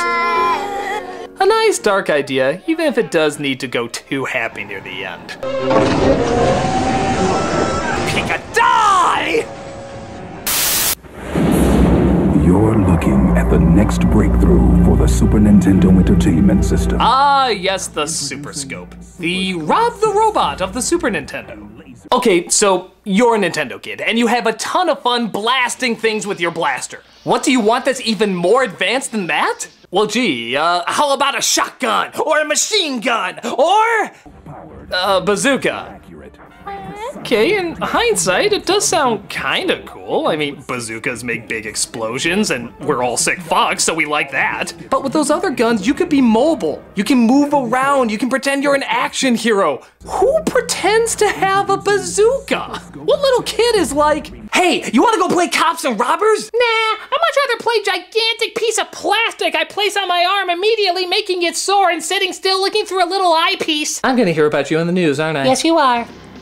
It was so boring even to look at that they had to line up a bunch of them in a row, tricking you into thinking it was more cool than it really was. Yeah, you know the one thing they're not doing? Firing them at the friggin' screen, because it's goddamn boring. Oh, wait, we'll do it once. There we go. Now back to all the exciting things you will never do with it. You might want to consider some basic training exercises. I know it's like a collector's item and it has a special place in people's hearts, but there's a reason it never caught on. And it's yours for under $60. Christ, that sounds like too much even today. And that was a lot more back then. Give these ads credit for trying to make it look good, but it's another one of those accessories that just never got the momentum it needed. Super Scope 6, only for Super Nintendo. Super Scope. It's not Virtual Boy, but it's close. Jesus, you fucking psycho! Here's a little PSA from Canada. Nuh-uh. Nope, I've learned my lesson. Canada is fucked up. They may look all cute and innocent, but then they're sneaking in rape whistles and putting dicks in your mouth and God knows what else. Well, I'm not falling for it this time. I'm the sous chef here. With any luck, I should be head chef by next year. Oh, well that sounds kind of nice. I've got this amazing fiance. Oh, well that sounds sweet. A nice couple finally found love. Who I won't be marrying this weekend.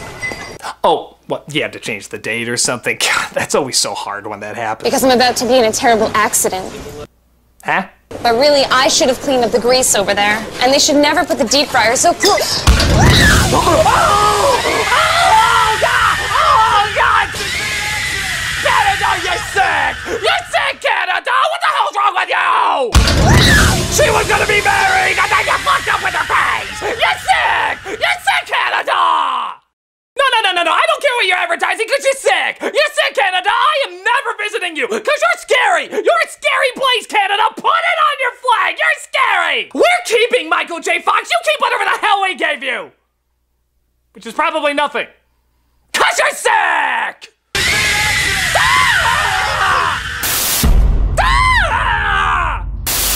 If I have to fold one more box, I'm gonna snap. Did you say snap? Oh, yeah! Oh, if you're too young to remember this, then you need an education. The idea of having a wrestler advertise beef jerky sounds as standard as anything. But when that wrestler is Randy Savage and he's given one hell of an extreme campaign, it turned out to be one of the coolest ads ever. Yeah, let's face it. When a room starts shaking and shit starts blowing up, this is the person you want to see causing it. Romeo, Romeo, wherefore art thou, Romeo? Art thou bored? Step into a Slim Jim. There has never been a more pleasing image to come out of a puff of smoke. He's like the Kool-Aid Man if he slipped you ecstasy. You just never wanted this guy to leave. Higher education got you down? Well, step into it. Step into a Slim Jim.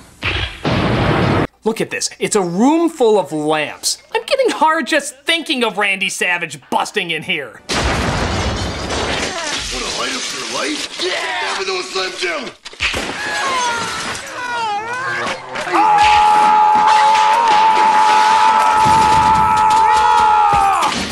Need a little excitement? Step into a Slim Jim. Oh my God, is there a way to mate with Slim Jims? Don't answer that, internet. Tear to the spice! Dance, Mr. Savage. How about the funky chicken? Is that a waltz? Oh, yeah! He had so much testosterone, even saying the letter T seems super aggressive. Need a little excitement? These are some of the coolest ads ever, and so much of it came from the Macho Man himself. If you haven't come across any of these yet, then definitely go check them out. Gotta have beef, gotta have spice. Need a little excitement? Step into a Slim Jim. Oh, yeah! I'm calling Telephone Tammy. Hello. I've been waiting for your call. No! I have so much to tell you, Tammy. Let's share secrets. Hey girls, ever want to talk on the phone with a toddler? Of course you haven't, because that'd be goddamn insane. But this exists for some reason. Wait till you see my new hat. I just love to go shopping. I do too. Fucking weird, right? What are the chances of finding another girl who likes shopping? We're like soulmates, 2-year-old who seems uncomfortably well-spoken. That's great. Can I talk to Tammy? Do you like pizza? She said so much. Does she? Because it sounds like mostly useless shit to me.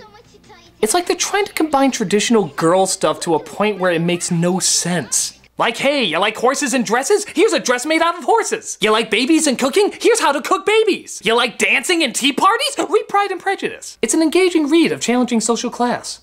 Why did these things come together? I don't know. It doesn't seem to still be around, so I guess it didn't work. Some combinations are clever. This one is just odd. I love you.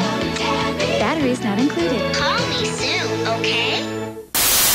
Okay, I'm done. I'm sorry. I'm sorry about all the things I've said about you. Just for God's sake, stop giving me that death glare. I'll do anything you want. Anything at all. Just for God's sake, stop looking at me with those horrible Don Bluethy eyes. What do you want from me? Well, you could promote Dragon's Lair by supporting our crowdfunding campaign. You mean you are making a Dragon's Lair movie? Yeah. Actually, we ironically have never done a commercial in a commercial special before. But wait, so you're telling me that if you get this funded, we would have gotten Don Bluth, the Don Bluth, one of the animation gods, to return to animation? But if you're gonna do it, you have to do it the right way. Right way? What's the right way? The most advanced video game you can play is awaiting your discovery.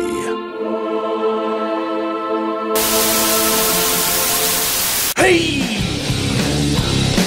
Want to see this on the big screen? Uh-huh. Well then, make Dragon Slayer a movie! Dragon Slayer? You mean that awesome arcade game we were just playing? No talking while I'm talking! Yeah! Ready for some excitement? Then make Dragon Slayer a movie!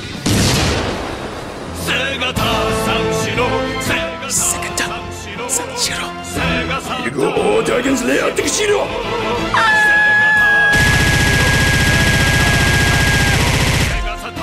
Wait! There's only room for one screaming psychopath around here!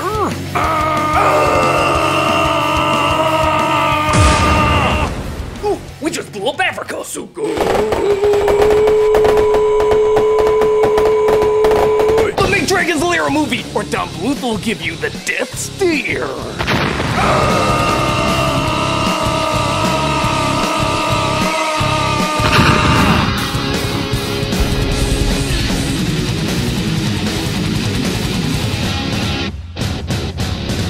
Yeah.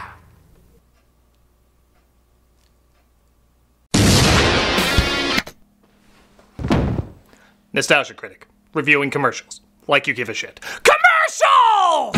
After these messages. After these messages. After these messages. After these messages. We'll be right back. Uh-oh, what's the Green Goblin up to now? Oh no, he's forcing Spider-Man to play his own Atari game! Actually, that is kind of evil. Watch yourself fall, Silk Slinger! This is an enjoyably goofy commercial, but what really sells it is the guy playing the Goblin. Try to get up there in time, Spider-Man! I think his dentist put meth in his laughing gas. If I don't get you, webhead, my diagnosis will! Holy Hannah! I love this guy. He can't even leave the frame without going nuts. Stop presenting! Show some dignity when you're in that costume! Holy Hannah! You're running out of fluid! What's he even saying here? He's so excited I can't make it out. You're running out of fluid! What? You're running out of fluid! Okay, I've watched this over 100 times. I've studied it. I've analyzed every possibility. I still don't know what the hell he's saying. You're running out of fluid! Here are my closest guesses. You're running out of fluid! You're running out of fluid! You're running out of fluid! You're running out of fluid! We laugh at this, but honestly, it's not too far off from what some of the movies have. If Goblin and Spider-Man can relax on a roof in those ridiculous outfits, playing an Atari game isn't too far off. I could crush you like a bug right now, but let's play video games instead. Seriously, you told her you hunch? Yeah, I thought it was a good pickup line for some reason. Oh, it's gotta be less awkward than how I cut a Thanksgiving turkey or crawl on the floor to a chair with a Spencer's mask on it. Yeah, let's hope nothing as ridiculous is in our near future. Outside of a song and dance number, how could it? Can I say, but web-slinging fun never looks so pixelated. Is this more action than even Spider-Man can handle? Spider-Man, a video game from Parker Brothers, the ones to beat. Here comes Federal Express. Whoa, stand back. The world's most exciting toys are here. Ready on the ground. This is the Federal Express Air Cargo playset. Yeah, I remember how jealous I was of the kids that had Federal Express playsets. Here I was watching the side of my painted house dry. I had no idea there's something even more boring. The door is opened, and a real conveyor system inside the plane moves the containers into the cargo bay. Hey, slow down. There's only so much excitement we can take. Now Federal Express takes off again with cargo for Phoenix. I have enough intensity with my pet rock, thank you very much. They're put in containers, loaded on trailers, and taken to the plane. Wow. Did that really deserve a wow? I could barely muster an eh. The van delivers packages to the airport. Wow. I'm prepared for a lifetime of disappointment. New York, Miami. Yeah, this commercial's pretty much as boring as it sounds. Come on, guys, you have the Micro Machine Man working for you. Could you utilize him somehow? This is so boring, my skin is actually turning into cardboard. The Federal Express Air Cargo playset comes with everything you see here from Play School. FedEx, putting return to sender on your kid's imagination. Think we'll beat that time? Sure we will, after this complete breakfast, including my Frosted Flakes. Ah, Tony the Tiger, you represent everything youthful and strong with the voice of an 80-year-old. Let's see if you're any good. Frosted Flakes, good. They're great. Though Tony's, of course, still around, there was a very distinct formula that was used in the 80s and 90s ads. You see, it always starts with Tony befriending some random kid in some random sport who's always being made fun of by bullies. You two want to take a horsey ride? You two up for a little game? Hey, you two, the kitty hill's over there. You two coming in? They'll just wipe out. Time to tie our sweaters around our chests and throw Cadillacs at puppies. I hope your serve is good. You guys can have the new kid. We don't want him. You're stuck with him. What's wrong with these dipshits? You're making fun of a kid that has a killer predator on his side. This is not gonna end well. We'll see how good you are. What are you gonna do? Sick your giant animated tiger on me? But of course, it's the great taste of Frosted Flakes that brings out their inner tiger and transforms them into a sports star. Beat that if you're any good. Good? They're great. Show them you're a tiger. Show them what they can do. I see some false advertising in that. Some meat, protein bars, vegetables, these are things that can make you a better athlete. Sugar-frosted newspaper cannot. Nobody says, you know what make people who eat Wheaties even stronger? Candy flavoring. There's even chocolate-covered versions with marshmallows. How is any of this supposed to make you a sports star? If they really wanted to be honest with the ads, they'd be like, "Hey loser, sad that your parents died in a car crash?" I'll never be as cool as those guys. That's what you think. Tuffy the tiger! What you need is a helping of my Toffee Flakes. It brings out the toughness in you. So you think you're any good? Toffee Flakes good? They're granulated sugar! Wait, what? Oh yeah, there's no wheat in this. We just scrape off the top of sugar cubes and dye them brown. That sounds incredibly unhealthy. Go get him, Tiger! show 'em that you're a toughie. Show 'em what you can do. I'm sluggish and slow. You just need more Toffee Flakes. Keep them guessing, Tiger. You make some weird gurring sounds because you know what's cool. Problem? I feel dizzy and weak. That's just the diabetes setting in. What you need is some insulin. Keep them on their toes, Tiger. You start your breakfast right with what most people call dessert. When you have the taste of Tuffy's Toffee Flakes, it brings out the toughness in you. Player grossly misadvertised. Well, it's still fun, and Tony's such a great mascot. It's hard not to get sucked into all this sports-tastic propaganda. Brings out the tiger in you. And you. Whoa, what are all these kids gathered around for? It's Johnny. He's gonna play Simon. Nobody beats Simon. Hey, stand back! Son of a bitch thinks he can take on Simon! Wow, girl, I think that jacket just put you through early puberty. I will smell Johnny's jacket all through the night. Smells like SpaghettiOs and victory. I want you, Simon. I want to blow away this easily impressed group of 4th graders. Simon is the challenge you've been waiting for. And if you get very good at Simon, great rewards await you. Yes, if you take on the challenge of pushing beeping buttons, you get the great reward of them beeping without you pushing them. It takes coordination of hand and mind just to play the game. Thank you, Simon. I love how politely he thanks the machine before he soaks up the victory. Thank you, Simon. Ah! I want to thank you for a challenging game. It really did well to enhance my reflexes. Ah! Look at these kids. It's just Simon, guys. I mean, what do you think this is, Crossfire? You may be cool, Simon, but you're not Crossfire being played by Dante Bosco dressed as Firebender Zuko Cool. Crossfire! Check out the look he gives when the girl puts the jacket on him. He's just like, "Girl, you my bitch now. Simon says I own your ass." It ain't Crossfire, but as game commercials go, it's a close second.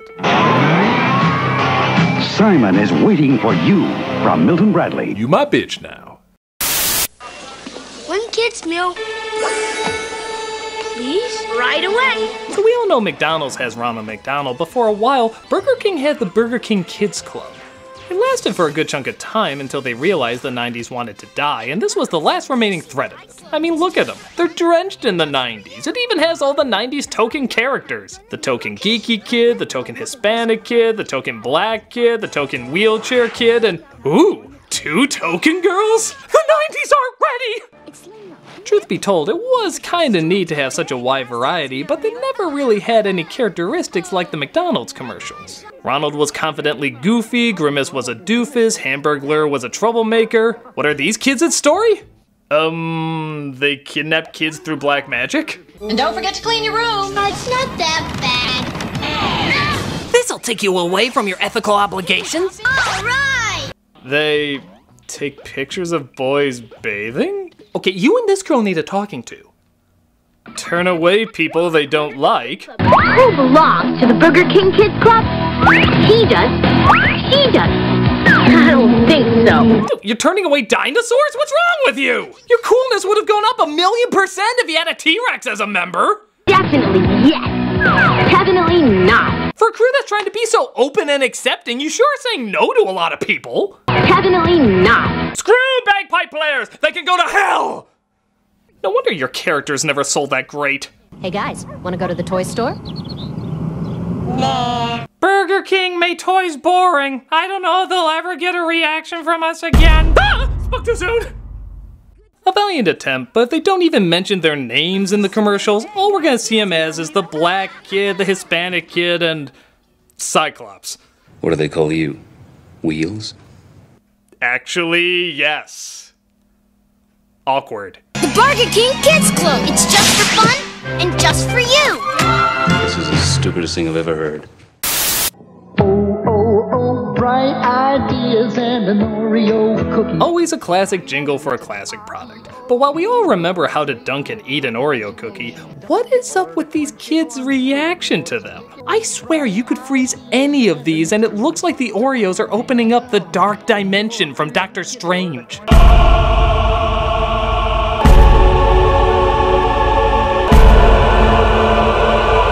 Look, they even transformed this kid into a young Bill Cosby, which is probably going to be very bad in the future. You got the wiggles and the jiggles all over the place. That takes on a whole new meaning.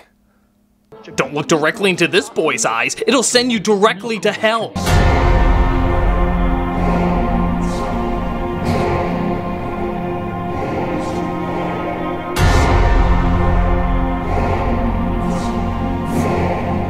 I need Jesus.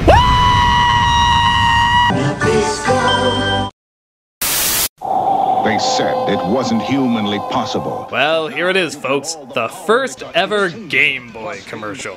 And I'm not gonna lie, they may have overhyped it. Now you can have all the power and excitement of Nintendo right in the palm of your hand. Really? All the power and excitement of Nintendo, huh? Is that why in this 30-second commercial there is only 1 second of gameplay in it? I'm not even kidding. This is the only clip of game footage they show. But look! Giant robots on Doctor Who sets like it! And even that's a little awkward. I'm sorry, but seeing a giant machine come out and hold a calculator like a texting Gort doesn't look especially intimidating. The loser has to watch the Keanu Reeves version. And its games are interchangeable. Plus, Game Boy comes with the outrageous new game, Tetris. Outrageous Tetris, huh? There's many words to describe Tetris, but outrageous isn't usually one of them.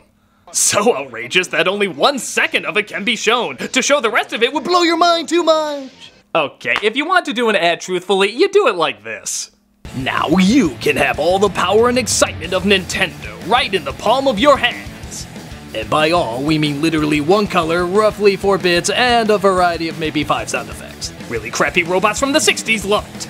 You could go to Game Gear, which in hindsight was a million times better, but because ours was a tiny bit smaller, it bombed!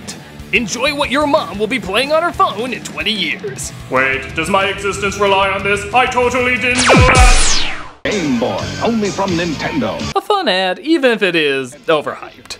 Now you're playing with power, portable power.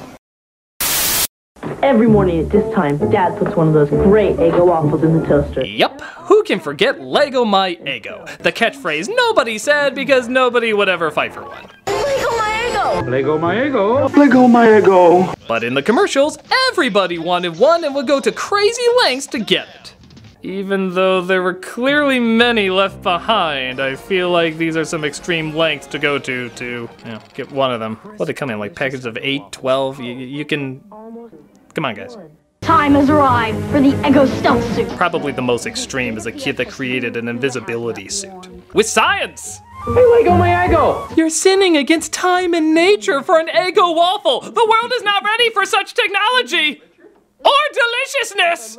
It's cute and all, but if these ideas were done today, I think they might have gone a different direction. My dad always tries to get my Eggo waffle in the morning before I do. But with my black arts magic, the advantage is mine.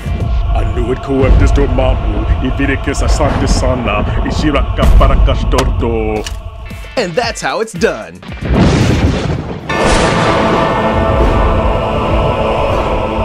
Oh no you don't, 11. This Eggo waffle is mine.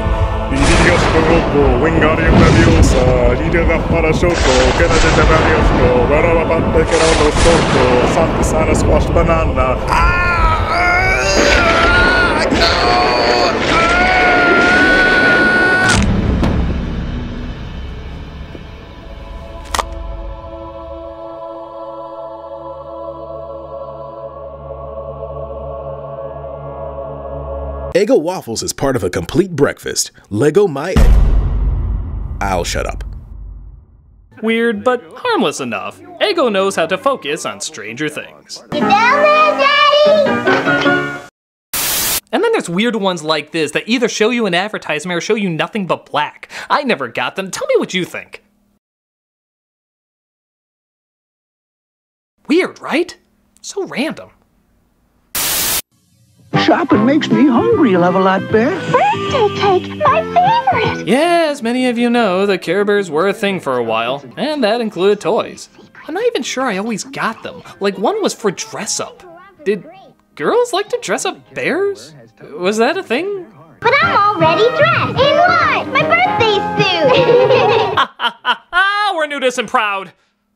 But strangely enough, the most frightening thing is when they would speak. I know that doesn't sound like anything, but just listen to when they talk. Someone wants to talk to you. I'm Secret Bear. Ooh.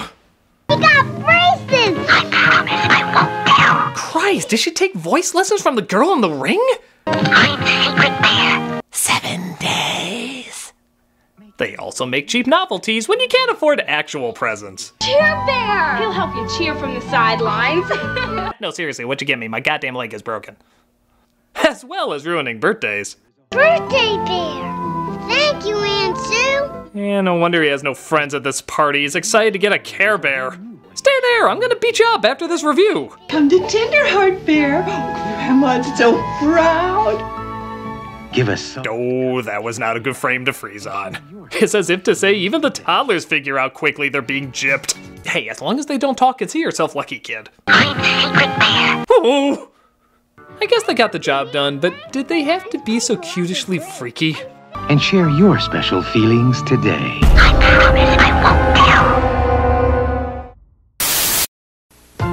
When the clock strikes. This character was kind of cool. He was called Mac Tonight, also known as Moon Man. His whole purpose was to let you know that McDonald's is open later and, dare we say, a classy place to hang out at night? The answer is no, you may not dare to say that. At McDonald's,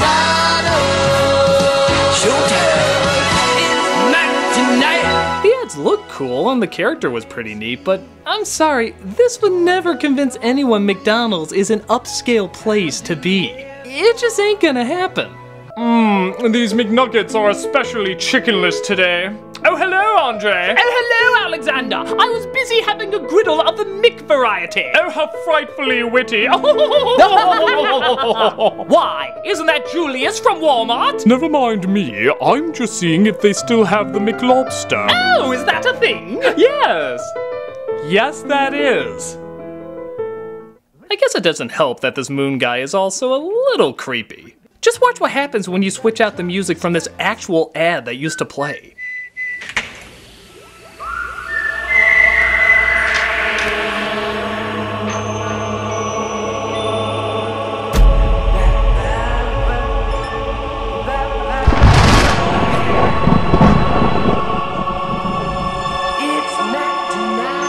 I will stab your heart with my chin. Only I and Bruce Campbell can do that. Still a cool character, even if he is a bit nightmare-inducing. It's Mac Tonight. Come on, make it Mac Tonight. Meet the absolutely remarkable My Interactive Pooh. Where's Eeyore? Here? Hooray, you found He's an Eeyore. extraordinary new Pooh. Why are we talking about extraordinary new Pooh? Are we having lunch with Grandpa again? Pooh interacts with your child and computer for hours. That sounds very unsanitary. Download and take Pooh's fun anywhere. Take Pooh fun anywhere. I'd imagine you get arrested for something like that. Hello, Jenna. Who knows my name? Okay, I'm way too childish to talk about a children's commercial, but let's just say this isn't my #1 commercial, but it's definitely my #2. The incredible new My Interactive Pooh. Okay. Wow, this goes back. A PSA from when the Adam West Batman show was still on. Let's see what 60s Batman had to throw at us. Quick, Batgirl, untie us before it's too late. It's already too late. I've worked for you a long time and I'm paid less than Robin. What? Holy discontent! Same job, same employer means equal pay for men and women. No time for jokes, Batgirl. It's no joke. It's the federal equal pay law. holy act of Congress. Can we talk about this later? Will Batgirl save the dynamic duo? Will she get equal pay? Contact the Wage and Hour Division, Department of Labor. Okay? Where do I start with this? First of all, Adam West is really phoning it in, isn't he? His life is on the line, yet it sounds like he's teaching a geometry class. Quick, Batgirl, untie us before it's too late. And please tell me the property for X. Second, Batman's kind of an asshole. Equal pay for men and women. No time for jokes, Batgirl. Wow, what a douche. I mean, come on, your vagina alone docks you like 20%. Even Robin's like, come on, you crazy dame. We gave you the vote, what else do you want? Third, superheroes get paid? When did this start? Are superheroes getting regular wages? Do they have a union? Plus, I don't know what the paychecks are, but the idea of anyone getting paid less than Robin is friggin' hilarious. Fourth, she's just gonna let Batman die? Kids at home must be pissing themselves. She's about to kill their favorite hero and a young boy. Batgirl's gonna become everyone's most hated character since The Killing Joke. Fifth, even with the threat of killing Batman, women still aren't given equal pay. This was made back in the 60s, and it's still unequal. We'd rather see one of our favorite superheroes die than give a few more bucks to these weird titted creatures. Dude, if that's not gonna do anything, I don't know what will. 6, while it is well-intentioned, is this really the best time for Batgirl to bring this up? Couldn't they, like, sit down and discuss a back and forth or a protest or, I don't know, call your congressman like you just said? I mean, how awkward must things be between Batman and Batgirl after this situation? Batman, defuse the bomb!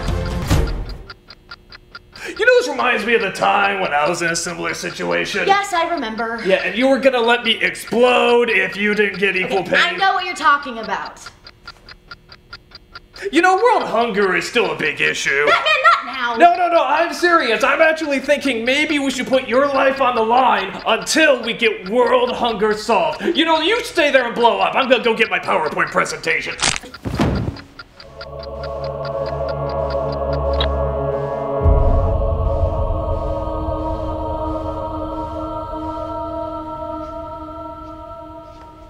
Okay, I'm still here though. A well-meaning message done in a hilariously ridiculous way. What else can you say but holy acts of Congress? Contact the Wage and Hour Division, Department of Labor. Here's another PSA from Canada. Oh no. No. I've been fooled by your PSAs before, Canada. You always try to make them look so friendly and nice, but then there's rape whistles and face burnings and putting things in your mouth. Well, I'm ready for you this time, Canada. Do your worst. It's nighttime in a kitchen just like yours. Uh-huh. All is quiet. Or is it? Blah, blah, blah. What the shit was that? The North American house hippo is found throughout Canada and the eastern United States. What? House hippos are very timid creatures and are rarely seen, but they will defend their territory if provoked.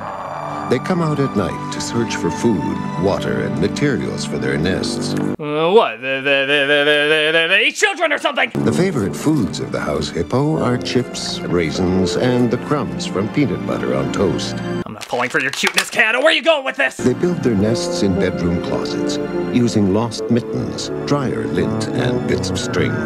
And then they flamethrower your family, don't smoke? House hippos sleep about 16 hours a day.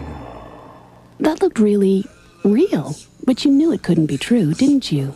That's why it's good to think about what you're watching on TV and ask questions, kind of like you just did. A message from Concerned Children's Advertisers.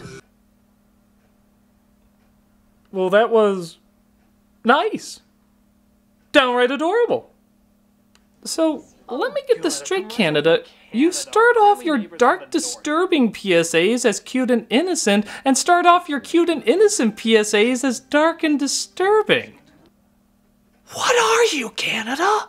You're like a riddle inside an enigma inside a please and thank you. Okay, cool. The house hippo. Don't believe everything you see. Fair enough. A cute, harmless, even educational PSA.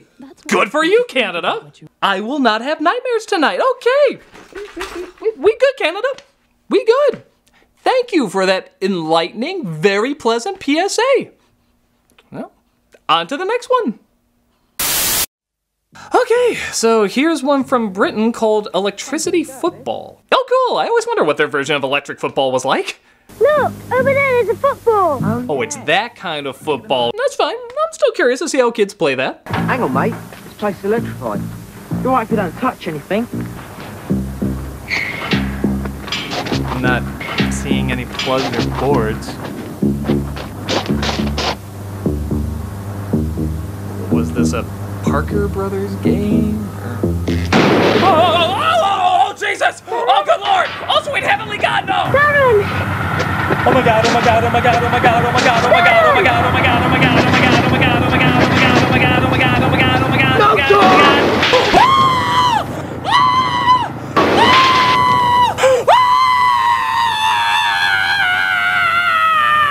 Stay safe. Stay out. Don't take a chance with electricity. I'm afraid of Britain now! Your new Canada! Your new Canada! Stay out. Oh, trust me, I will! You electrocute kids like bug zappers! You're sick! You're sick, Britain! You can keep your Terry Gilliam because you're sick! You're sick! Oh, finally, a Starburst commercial. Okay, something a little less freaky. You tried these new berries and cream Starburst? Pardon me. What kind of Starburst did you just say? Berries. Berries? Berries and what else? And cream. Oh! Oh! Okay, commercial, I'll bite. Where are you going with this? Berries and cream, berries and cream. I'm a little lad who loves berries and cream. Berries and cream, berries and cream. I'm a little lad who loves berries and cream. Give up. Just give up. Give up on everything. What are we doing? Is this really what we're paying people to give us now?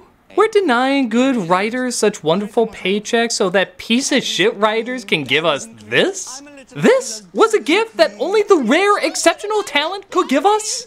And we said yes. Let's make this a hit. Let's reward the asshole who came up with this on his lunch break, stoned off his ass when he went in to pitch this commercial. And they said, Larry, you're stoned off your ass. And Larry said, yes, I am. And they said, well, 11 million people are stoned off their asses too, because 11 million people watched it on YouTube. And not only that, they shared it and came back for more. They said, I'm not talented enough to come up with something so ingenious. And you got more. There are remixes of this commercial. There's other variations of this commercial from different angles. Completely different, mind you. Look, there's a version where he says this. Are those new berries and cream Starburst? That completely changes the dynamic of everything it was trying to accomplish. Is this what it takes now? Is this what, if I wanted to sell this black couch, would I be like, black couch, I pooped a black couch, and that would sound like a bajillion black couch? Would black couches stocks just go through the roof if I played that ad? I say no to you, berries and cream. I say no. I've taken a lot of stupidity over the years, but this lunacy madness take I will not. This commercial is awful. It's just stupid and awful. I'm sick of insanity being rewarded. I'm sick of laziness being counted as clever. I want something to make sense. There's good reason for my glistening skin, and how my pores are so clean and clear. I eat little baby's ice cream. It keeps me young. It keeps me light on my feet. I spring from activity to activity. When you eat little baby's ice cream, you'll wink and nod with great enthusiasm. Ice cream is a feeling. Okay, yeah. I apologize, that version of me has expired. He simply had nothing more to give. He tried very, very hard to look inside himself to find something, anything, that he could offer. But in the end, you just took too much from him, world. You just took too much from him. He will be missed. A moment of silence, if you will. Me, on the other hand. What the hell?! This is the freakiest thing I have ever seen! This is for something called Little Baby's Ice Cream? It would scare the piss out of any little babies watching it! It's so terrifying, I'm not even convinced it's made for little babies. I think it's made out of little babies. Don't believe me? Watch it again and just take out the ice cream part. Tell me if it makes a little too much sense. I eat little babies. It keeps me young. It keeps me light on my feet. When you eat little babies, you'll wink and nod. This is a special time. Little babies is a feeling. Little Baby's ice cream is people! Well, if there's anything I've learned from this commercial special, it's that fear sells everything. So, without further ado, I have a black couch to sell, and I know the best way to do it. Black couch, I pooped a black couch, I pooped a black couch, I pooped a black couch. Creepy moon people with pointy heads and chins that'll kill you in your sleep by the couch. Oreo kids that eat your souls with black couches, black couches, black couches. I'm the Nostalgia Critic, and pleasant dreams.